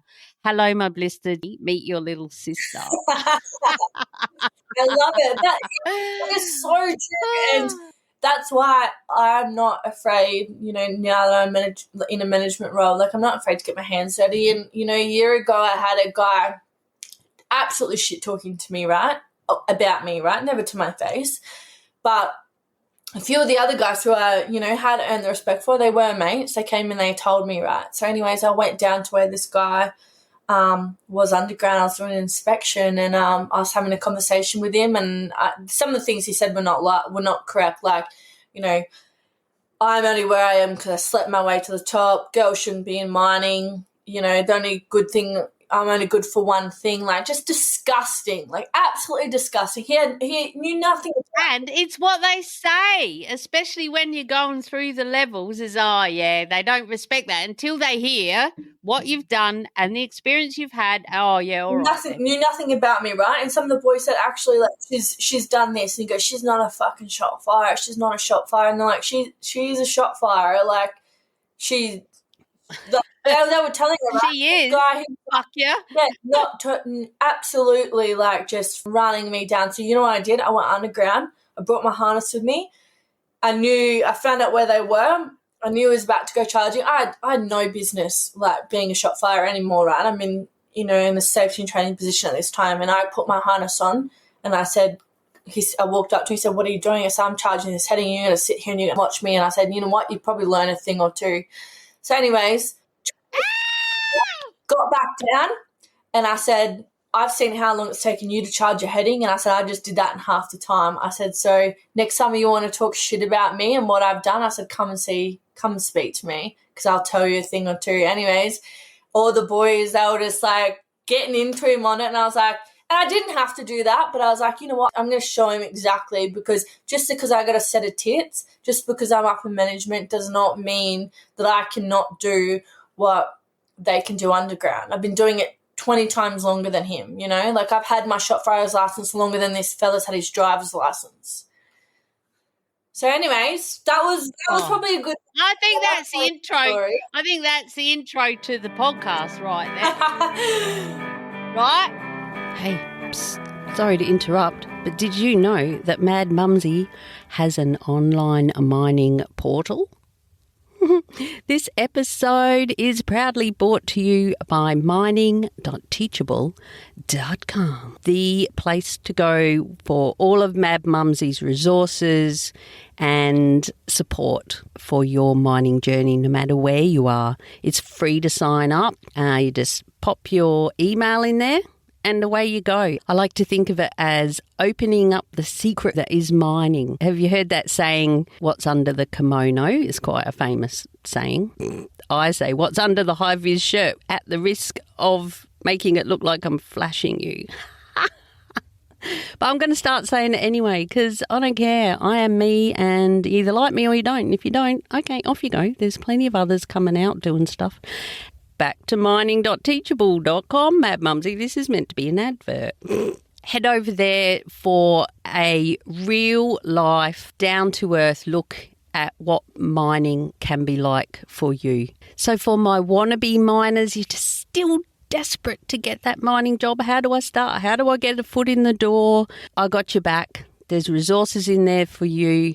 And then you don't even know what you don't know, right? So once you get a start date, that is when it all starts to unfold. And you who were desperate for that mining job, and then you've got it, it's like, oh, holy crap, what do I do now? What happens now? I got you back there too. So head to mining.teachable.com. Heaps of resources. Go in with your eyes open. I truly believe that the more you know about mining and mining lifestyle before you begin, the more likely you are to succeed. And I keep adding more and more stuff in there. There's now a new community that Teachable have started that we can set up inside of our portal, and also a membership. But that's all very new and exciting. So if you sign up for free, get in, hit your email, have a look around, check out the library, see which parts suit you, and dive on in. But, you know, keep coming back because I'm doing more and more all the time. I am passionate about helping people know more about what it's like in mining and to be there for support once they actually get started, because that's when the fear can really kick in and you need a support network around you. So mining.teachable.com. Why do you say it like that, Mad Mumzie? Well, because when I taught myself how to podcast and how to start a website and all the things way back in 2015, 2016, they were all American, and it was every website was .com. And my kids used to take the piss out of me, and so it stuck. So head to, what is it? You know it, mining.teachable.com. I'll see you in there. Now, don't go anywhere. There's still heaps to come on this episode. Now, I also want to say that what is new and evolving in the last probably 5 years on, and it's growing, is, and there's a movement around it, and it's come out on International Women's Day and all of that, is the men that speak up against men who are putting shit on women in the mines, like on site or in, because domestic violence, right? They had all the campaign about sitting back and watching and letting it happen. Don't let, we got to speak up and say, hang on, mate, no, you shouldn't be talking to her like that. Yeah. And the same thing is happening in the mines as well. And we really need to support the guys, or no, not that we don't have to support them or thank them or anything, but to notice the blokes on our crews who are doing that. Absolutely. And who are shutting down the cowboy. Like, it's not only about women, but it's about, slow down, mate. You're not paid by the load. Yeah. You're paid by the hour. When it comes to moving dirt, and when it comes to respecting women, it's the same thing. And the blokes that are listening to this, we respect you and honour you and thank you for being the ones that stand up to it. And what I've said for a long time, or a long time ago, I started saying to the older fellas that I've had to deal with on crew is they go, fucking women, they're going to come in here and take over and this and that. And I'm like, all right, well, look how you're treating her. She's a newbie up on the dump. You're the asshole dozer driver. You're not giving her any help at all. She's crying at the cribber, oh, well, if the training department did their job, she'd know how to do it. I'm like, every dump, everywhere you get your load from and everything, it changes all the time. It's so different. It takes time. Be a bit patient. But the biggest thing that I ended up saying to him was, imagine if that was your daughter. Exactly. Or your missus. Yeah. Exactly. Or your mum. Or to the younger ones, I'd say, what if that was your mum? Oh, fuck that. I'd punch him out. Anyone talk to my mum like that. I'm like, right, well, you pull your head in. You're doing it to her. You know, let's have a bit of support. I call out that behaviour, and that sort of ties back into my passion for psychological safety because, you know, when we've got people pulling up unsafe acts or, you know, just a little as chucking in a hazard card, right, I make sure that management are held accountable for that and they speak to it. And we give a praise to picking up things like that because we want crews to feel empowered to speak up, whether it's against shit behaviour like that or against shit safety underground. Because, you know, there's pressure underground. It's perceived pressure. The management might not say it, but it's perceived by the crews. And that's why it's so important to me. Production over safety. It's so important to me to make the crews feel empowered to speak up, and in saying that, to not to have a target on their back. And then if I say, and I've seen a mining superintendent talk shit about a hazard someone's put in. I've got no issue in our staff meeting. I've got no issue saying, like, calling that behaviour out and saying, you're a mining superintendent. It doesn't matter what the hazard card is. It doesn't matter. They are putting in hazard card. The process is there. We want people down there with their eyes open because we're not down there all the time, and you're certainly not down there all the time. So it's so important to me to really push that. And if I can rub that off onto leaders in mining, then, yeah, that's definitely – and to me, like, it's so important to have these conversations with people and encourage them to speak up. And if I can just change one person's outlook on safety or one person's outlook on talking shit about someone on site, or, you know, having conversations with girls being like, you know, hey, like, you're treating this other girl unkind, like, we should be sticking together as women on site, you know, we should be sticking together and having each other's back. And who cares if she's now got to step up and she was here, you know, shorter than what you are. Like, let your work talk. Like, don't rip down someone else because they've got another opportunity. Your opportunity will come if you're humble, if you were doing your job right, and just let it show through your work, right? So to me, if I can just change one person, then I'll leave mining happy. And what you just said then about being humble and do your work, that's men and women. Like, yeah. Doesn't matter. We're all miners, right? And that was a big part of the conversation last week. Women supervisor, you know, women OCE, women, that woman's a superintendent. No, that person is your boss. Doesn't matter if they're a man or a woman. And the guy I interviewed was a jumbo operator over in the West. And he said, you know, I don't give a shit if they're a woman or this or that. Like, so long as they're doing what I need them to do, I'll say, I want them to come with me. Exactly. I don't care how old they are. I don't care what age, race, anything. If they are doing what I need them to do to support me as a jumbo operator with, I can't remember the words, you know, what does a jumbo helper do? What do they call?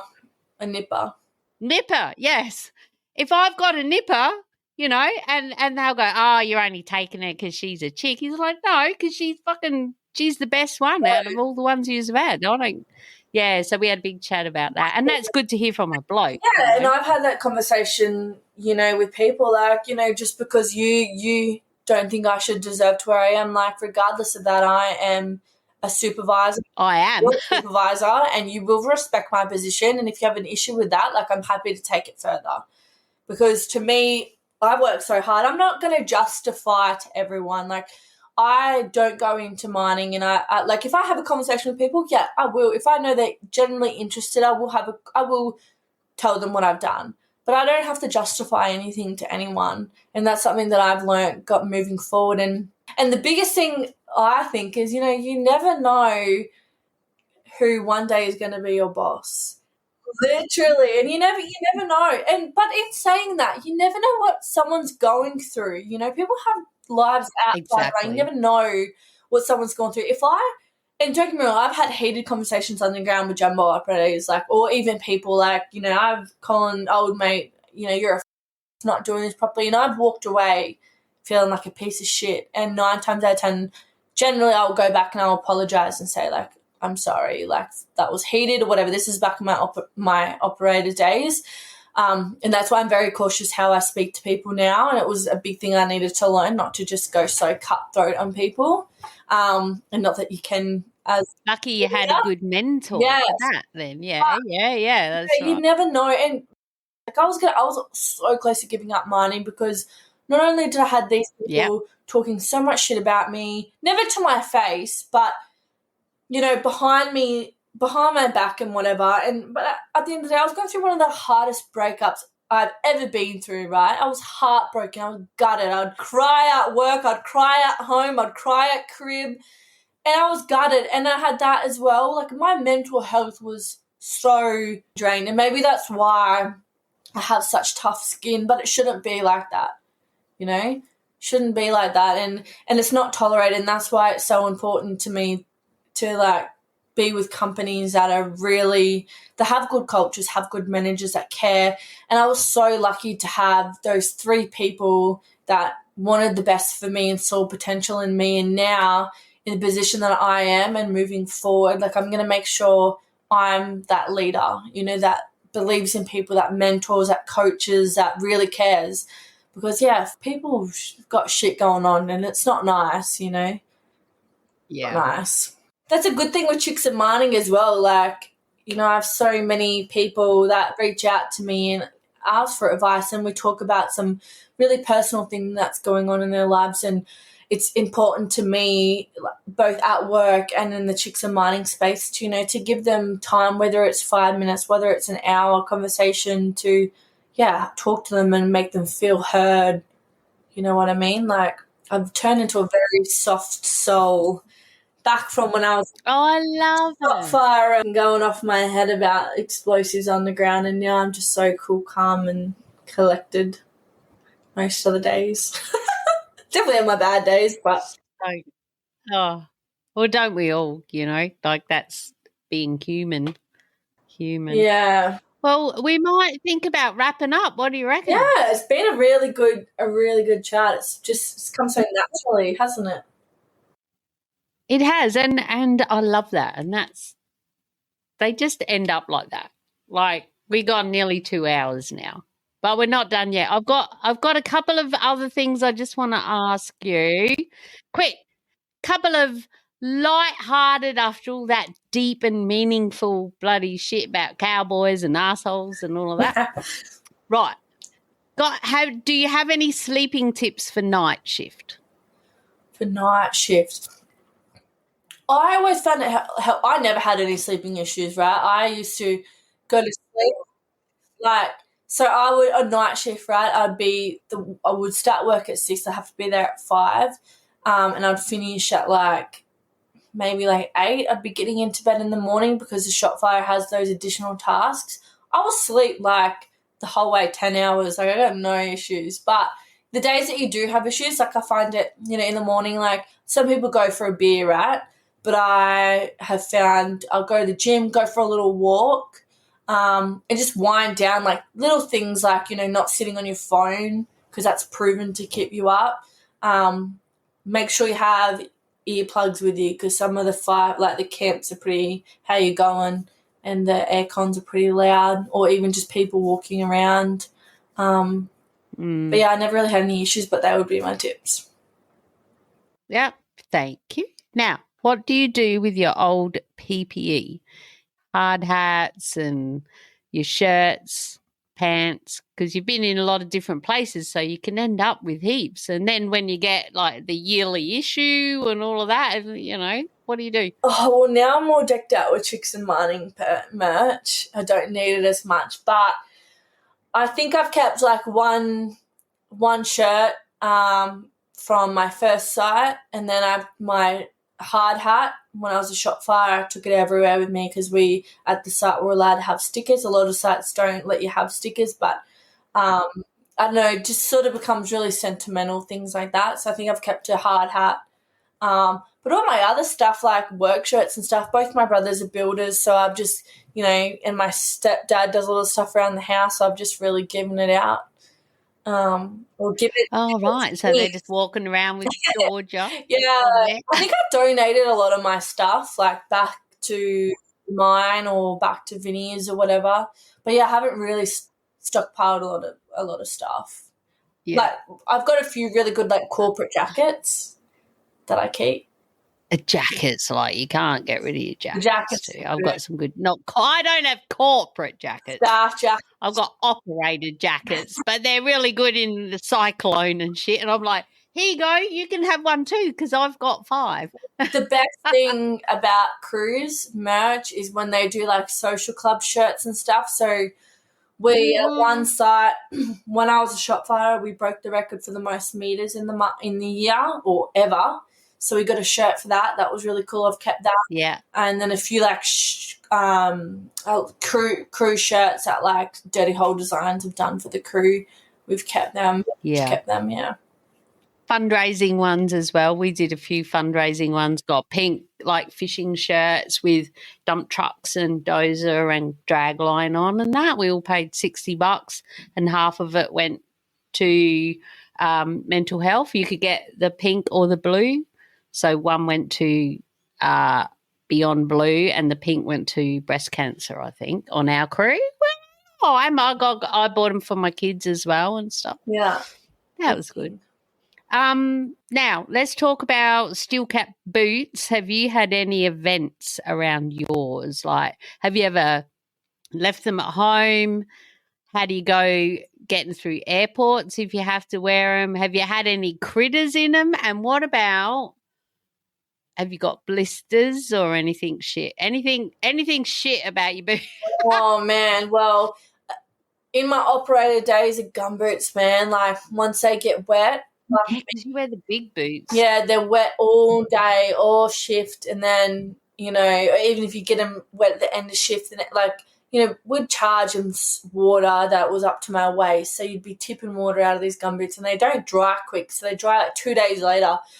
Say that again. Water up to your waist was a good charge? That was a good charge, yeah. Did you say? Yeah, there's a lot of shit conditions, and that's fast. I know you do it. That's why they're called real miners. Right? So I'd have 2 boots where I'd swap, but it was good because when I was at this site, one of my sites, there was no other female.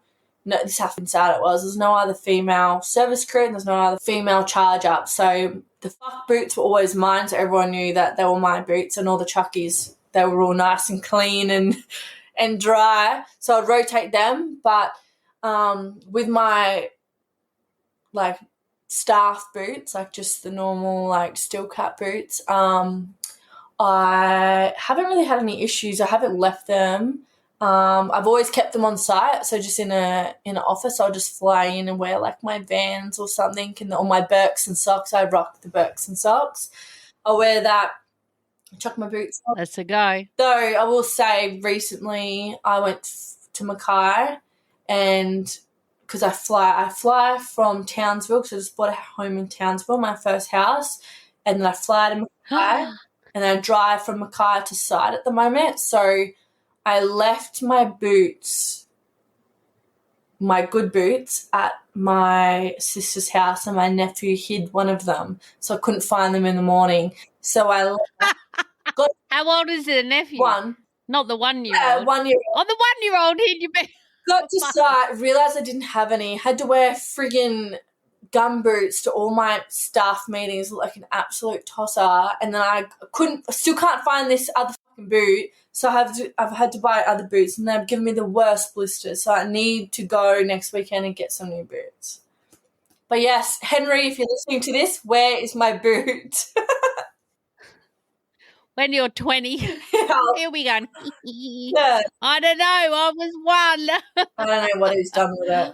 Oh, my God. Oh, we're going to have to catch up. You're that close. You're pretty much flying over my house. So we will. We'll talk about that after. We'll make that happen.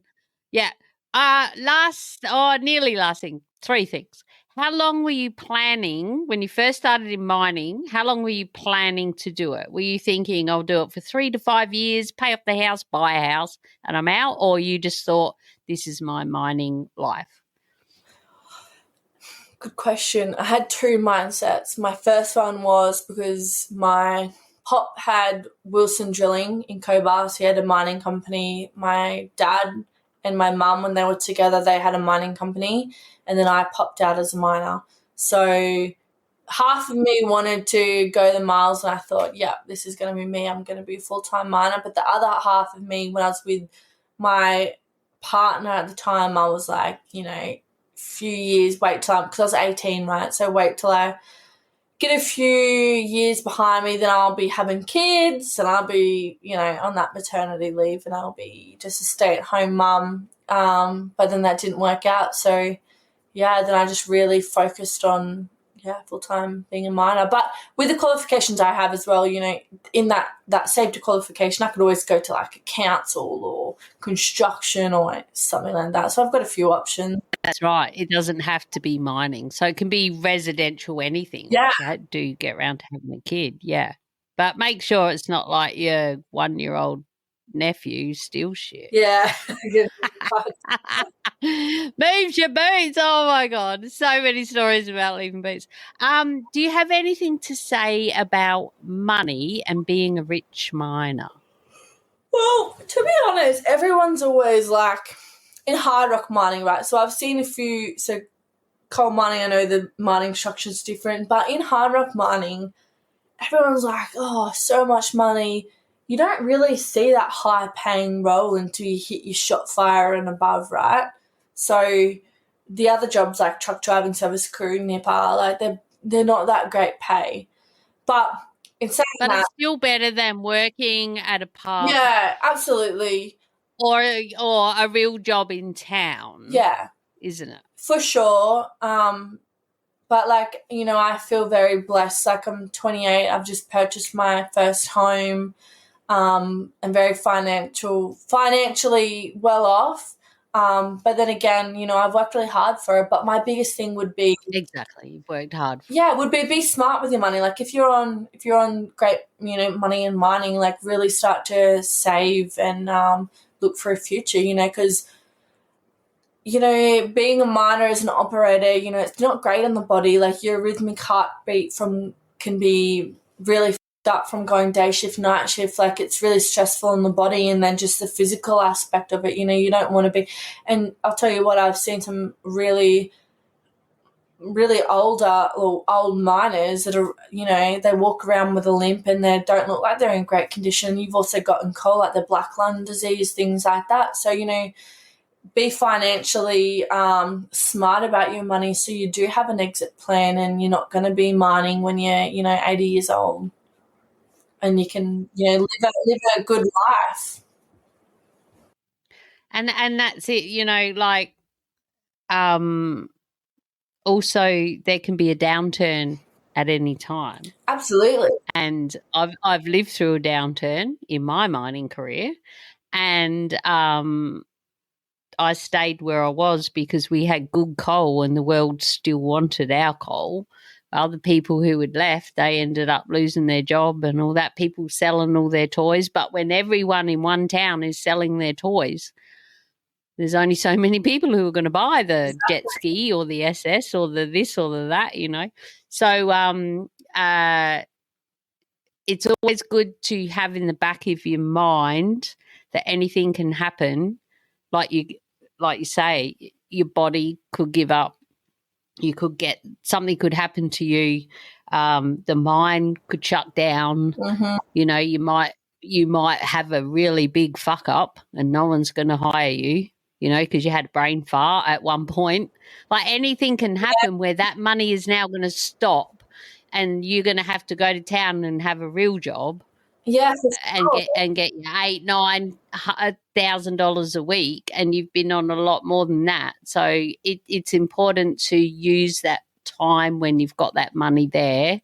Use it wisely, Yeah, and my hometown growing up, like I think I remember hearing like twice there was big redundancies and people, you get a redundancy, you get paid out, but if you've got debts, like you got a mortgage, you got car repayments, things like that, and even gunpowder near Cloncurry, like that, they've just gone under as well. Like heaps of people just lost their jobs because the mine's flooded. Like there's other things that, Yeah. you know, companies can't control. And as sad as it is, you know, you're just a number.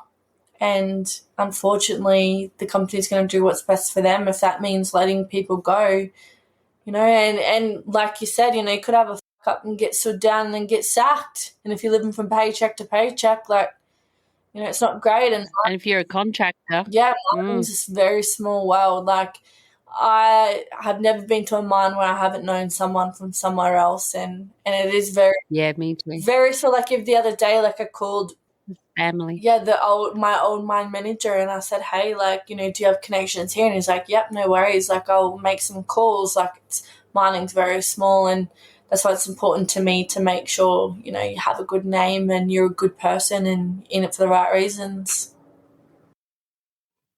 Oh, that's gold. Right, boom, drop the mic. All right, last question, Georgia, is finally, what is your special place when life turns to shit? How do you personally handle tough times? What are your strategies to hang in there? So I guess what's your happy place? It's a good question. Because I'm so independent. You know, I wouldn't say I have a happy place, but I definitely have happy people and people that feel like home. And it's important to me to be that person as well to my friends and family. So if shit hits the fan, I'm on the phone to my mum and I'm talking shit and I'm telling her what happened and I'm having a cry and she's telling me stuff and she doesn't understand mining as much, but she's supports me no matter what, even if I'm in the wrong.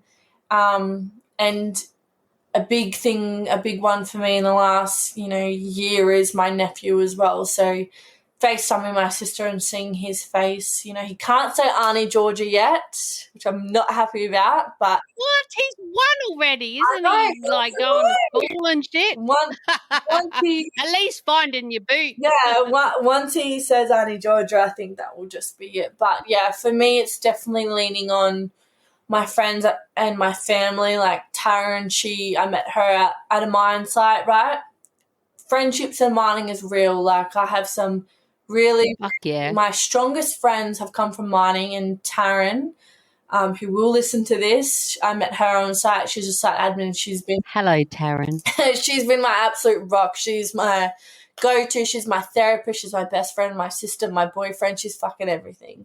She's got a boyfriend. We'll need one of I'm the those. third wheel, but yeah, she's definitely someone I cherish, and I think that's a really amazing thing about mining is you meet some really good people, and you know, some of my closest friends are people that are like, you know, 50 years older than me, and I love it. And I just think, you know, when as an operator coming up, like lean on the older operators that are nice, you know, the ones that care. Because, yeah, some of my biggest supporters have been, you know, older figures. Like I was a contractor like my last site, we were a development contractor, and the mine manager, like I've made great mates with him and he saw potential in me and he's been, yeah, really great for me. Like, and I'm like, oh my God, a mine manager is now one of my references on my resume. Like how unreal is that? You. So, yeah, That's it's really important to, yeah, I just think, yeah, mining friends. But, yeah, that's definitely my go-to. And I have mentee bees all the time. So, yeah. You have what? Mental break. What do you have? Mental breakdowns. Mental breakdowns. Yeah. Chicks in mining. Oh, no, I thought it was a good thing. I thought it was like a No. mental. No, I thought it was like lollies or something. No. No, Chicks in Mining as well has been great. Like, you know, it's been great to bounce ideas and stuff like that, and, you know, having that anonymous filter as well for women who feel a little bit worried, because now it's getting so big, you know, there's people that know people from there. So I'm seeing a lot of anonymous posts lately, but yeah, it's just such a great space for me, it's a great way for me to give back to the I love it. And what is the best place for people to get? Are you pointing at? No, I was gonna say Aladdin, but you're fine. I was gonna say, Is there a gut? Get on Chicks and Mining. I know that's where we're going. I thought there was a ghost behind me or something. The way she's pointing at me, like, I'm like, what the fuck? What can you see that I can't see? Yes, get on Chicks on Mining for sure. Now, what is the best place?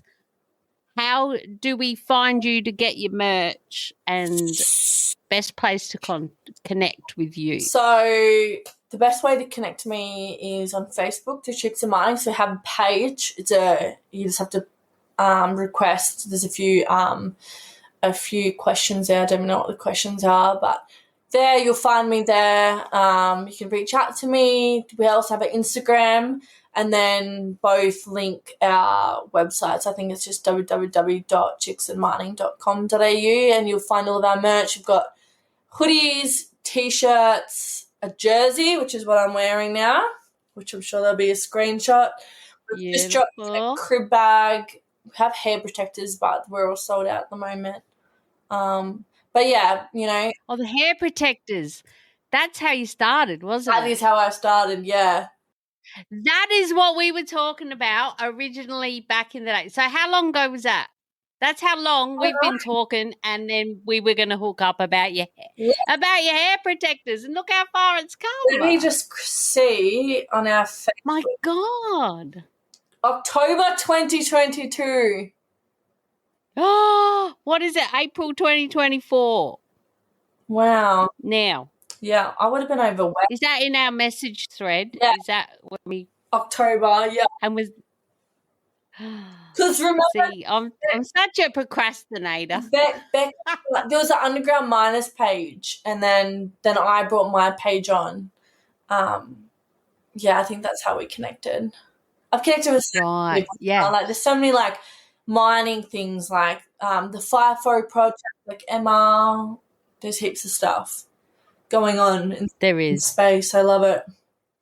That's right. But I still like to say, and that's what Matt from last week was saying,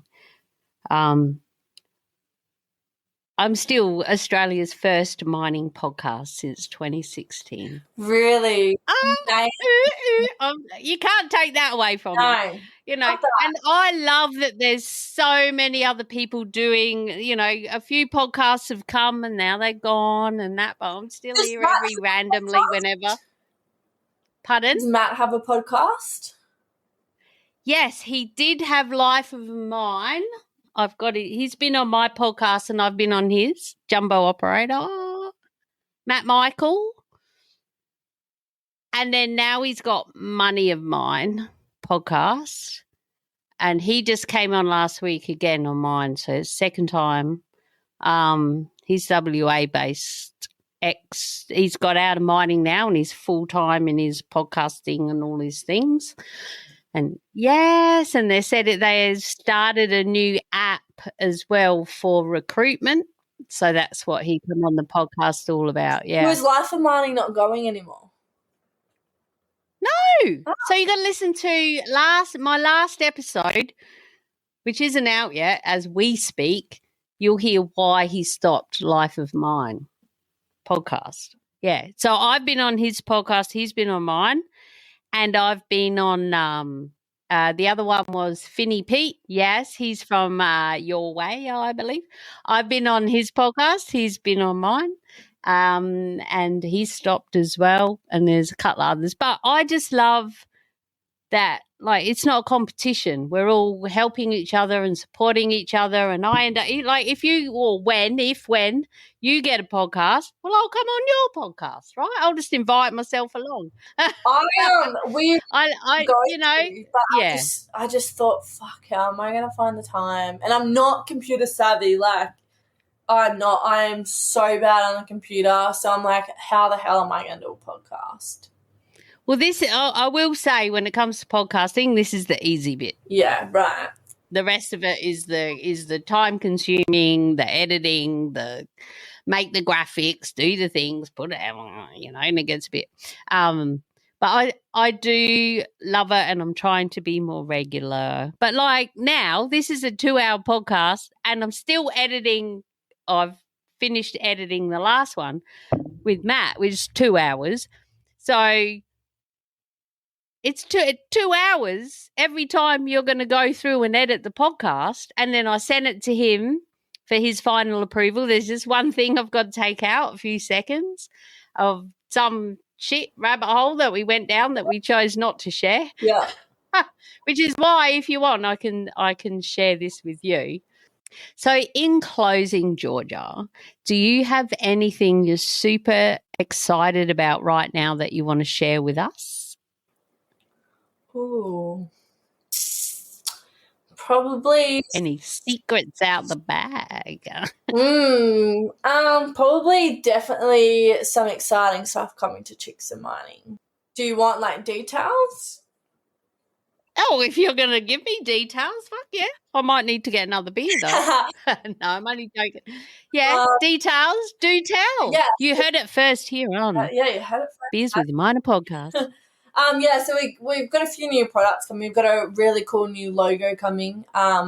Just dropped our new crib bag, but we're getting more into like more merch that people need like on site. So we're getting into like the cap lamp space, the big PVC like travel bags. Yeah, and there's a few other things I can't really say yet, but keep your eye out on Chicks and Mining. Oh, yes. Oh, thank you very much. And yes, is there anything else you would like to say to call this episode complete for you?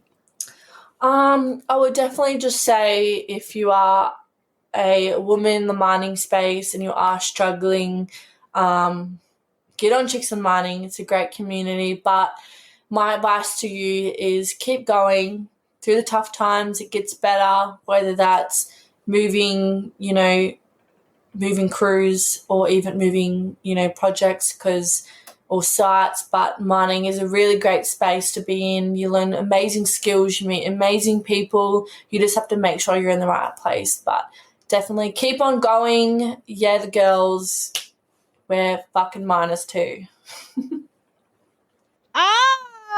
Love it. Oh, it's time to say goodbye now. We could chat all day, and I have been known to, and we are just ticked over 2 hours and 11 minutes. We'll see how long it ends up cutting down to. All the links we discussed in this episode are at madmumzie.com/beers95. Getting close to the 100. Oh, my God. All right. Love you. See you. Bye. Bye. Stay safe. Be real. Thank you, Georgia. Thank you. Stay safe, be real, be special, and have fun, for we only live once. Cheers. Well, there you go. What did you think of that chat? I told you we were going long, but hopefully you, like me, think that it was worth it to have a listen to Georgia. What an amazing, amazing, amazing woman, right? Give me a high five on that. She's just freaking awesome. And the support that she gives to her Chicks in Mining community is fantastic. And to get your merch, make sure you head to madmumzie.com/beers95 for all the show notes. Or if you're listening on your app, have a look in the show notes. The link should be there for all of Georgia's stuff. So you can go and get what you need in your mining journey. Thank you to Bantax Accounting for once again being my amazing sponsor for the episode. They've been with me since 2018. I think I've got my first sponsor. I started in 2016, but yes, Julia has been on board for all this time, and I really appreciate her because I don't just let anyone on, right? I only let someone who wants to sponsor the podcast be someone that is going to help you in your mining journey. And she is amazing, has accountants all around Australia, and it's BANTACS, remember? And tell them Mad Mumzie sent you. Woohoo! Also, thank you to mining.teachable.com, which is, of course, Mad Mumzie's amazing portal. Everyone needs a portal, right? Head there. It's free to sign up. Just put your email in, bang, you're away. And there's all sorts of resources on there for you, no matter where you are in mining, maybe you haven't started yet, which I call my wannabes, or you've just started, holy crap, what do you do now? That's when fear really start kicking in. Don't worry, I got your back. That's why I do what I do, because I know how tough it can get once you actually get started. There's heaps of stuff on there. And a community that they've just started, and I've got a membership as well, but that's all very new and fresh and exciting. So once you're in, have a look. Like, it's free to sign up. I'm doing the ad again, right? It's shut up, Mad Mumzie. We want to go. It's free to sign up. Go to mining.teachable.com and check it out and just go through and see what fits you. It's like a library rather than one book or one course. It's a library for you to choose from. Oh, I like that. I'm going to keep using that. All right, I'm going to go. Love you, see you, bye. And remember, stay safe, be real, be special, and have some fun. For we only live once. Cheers.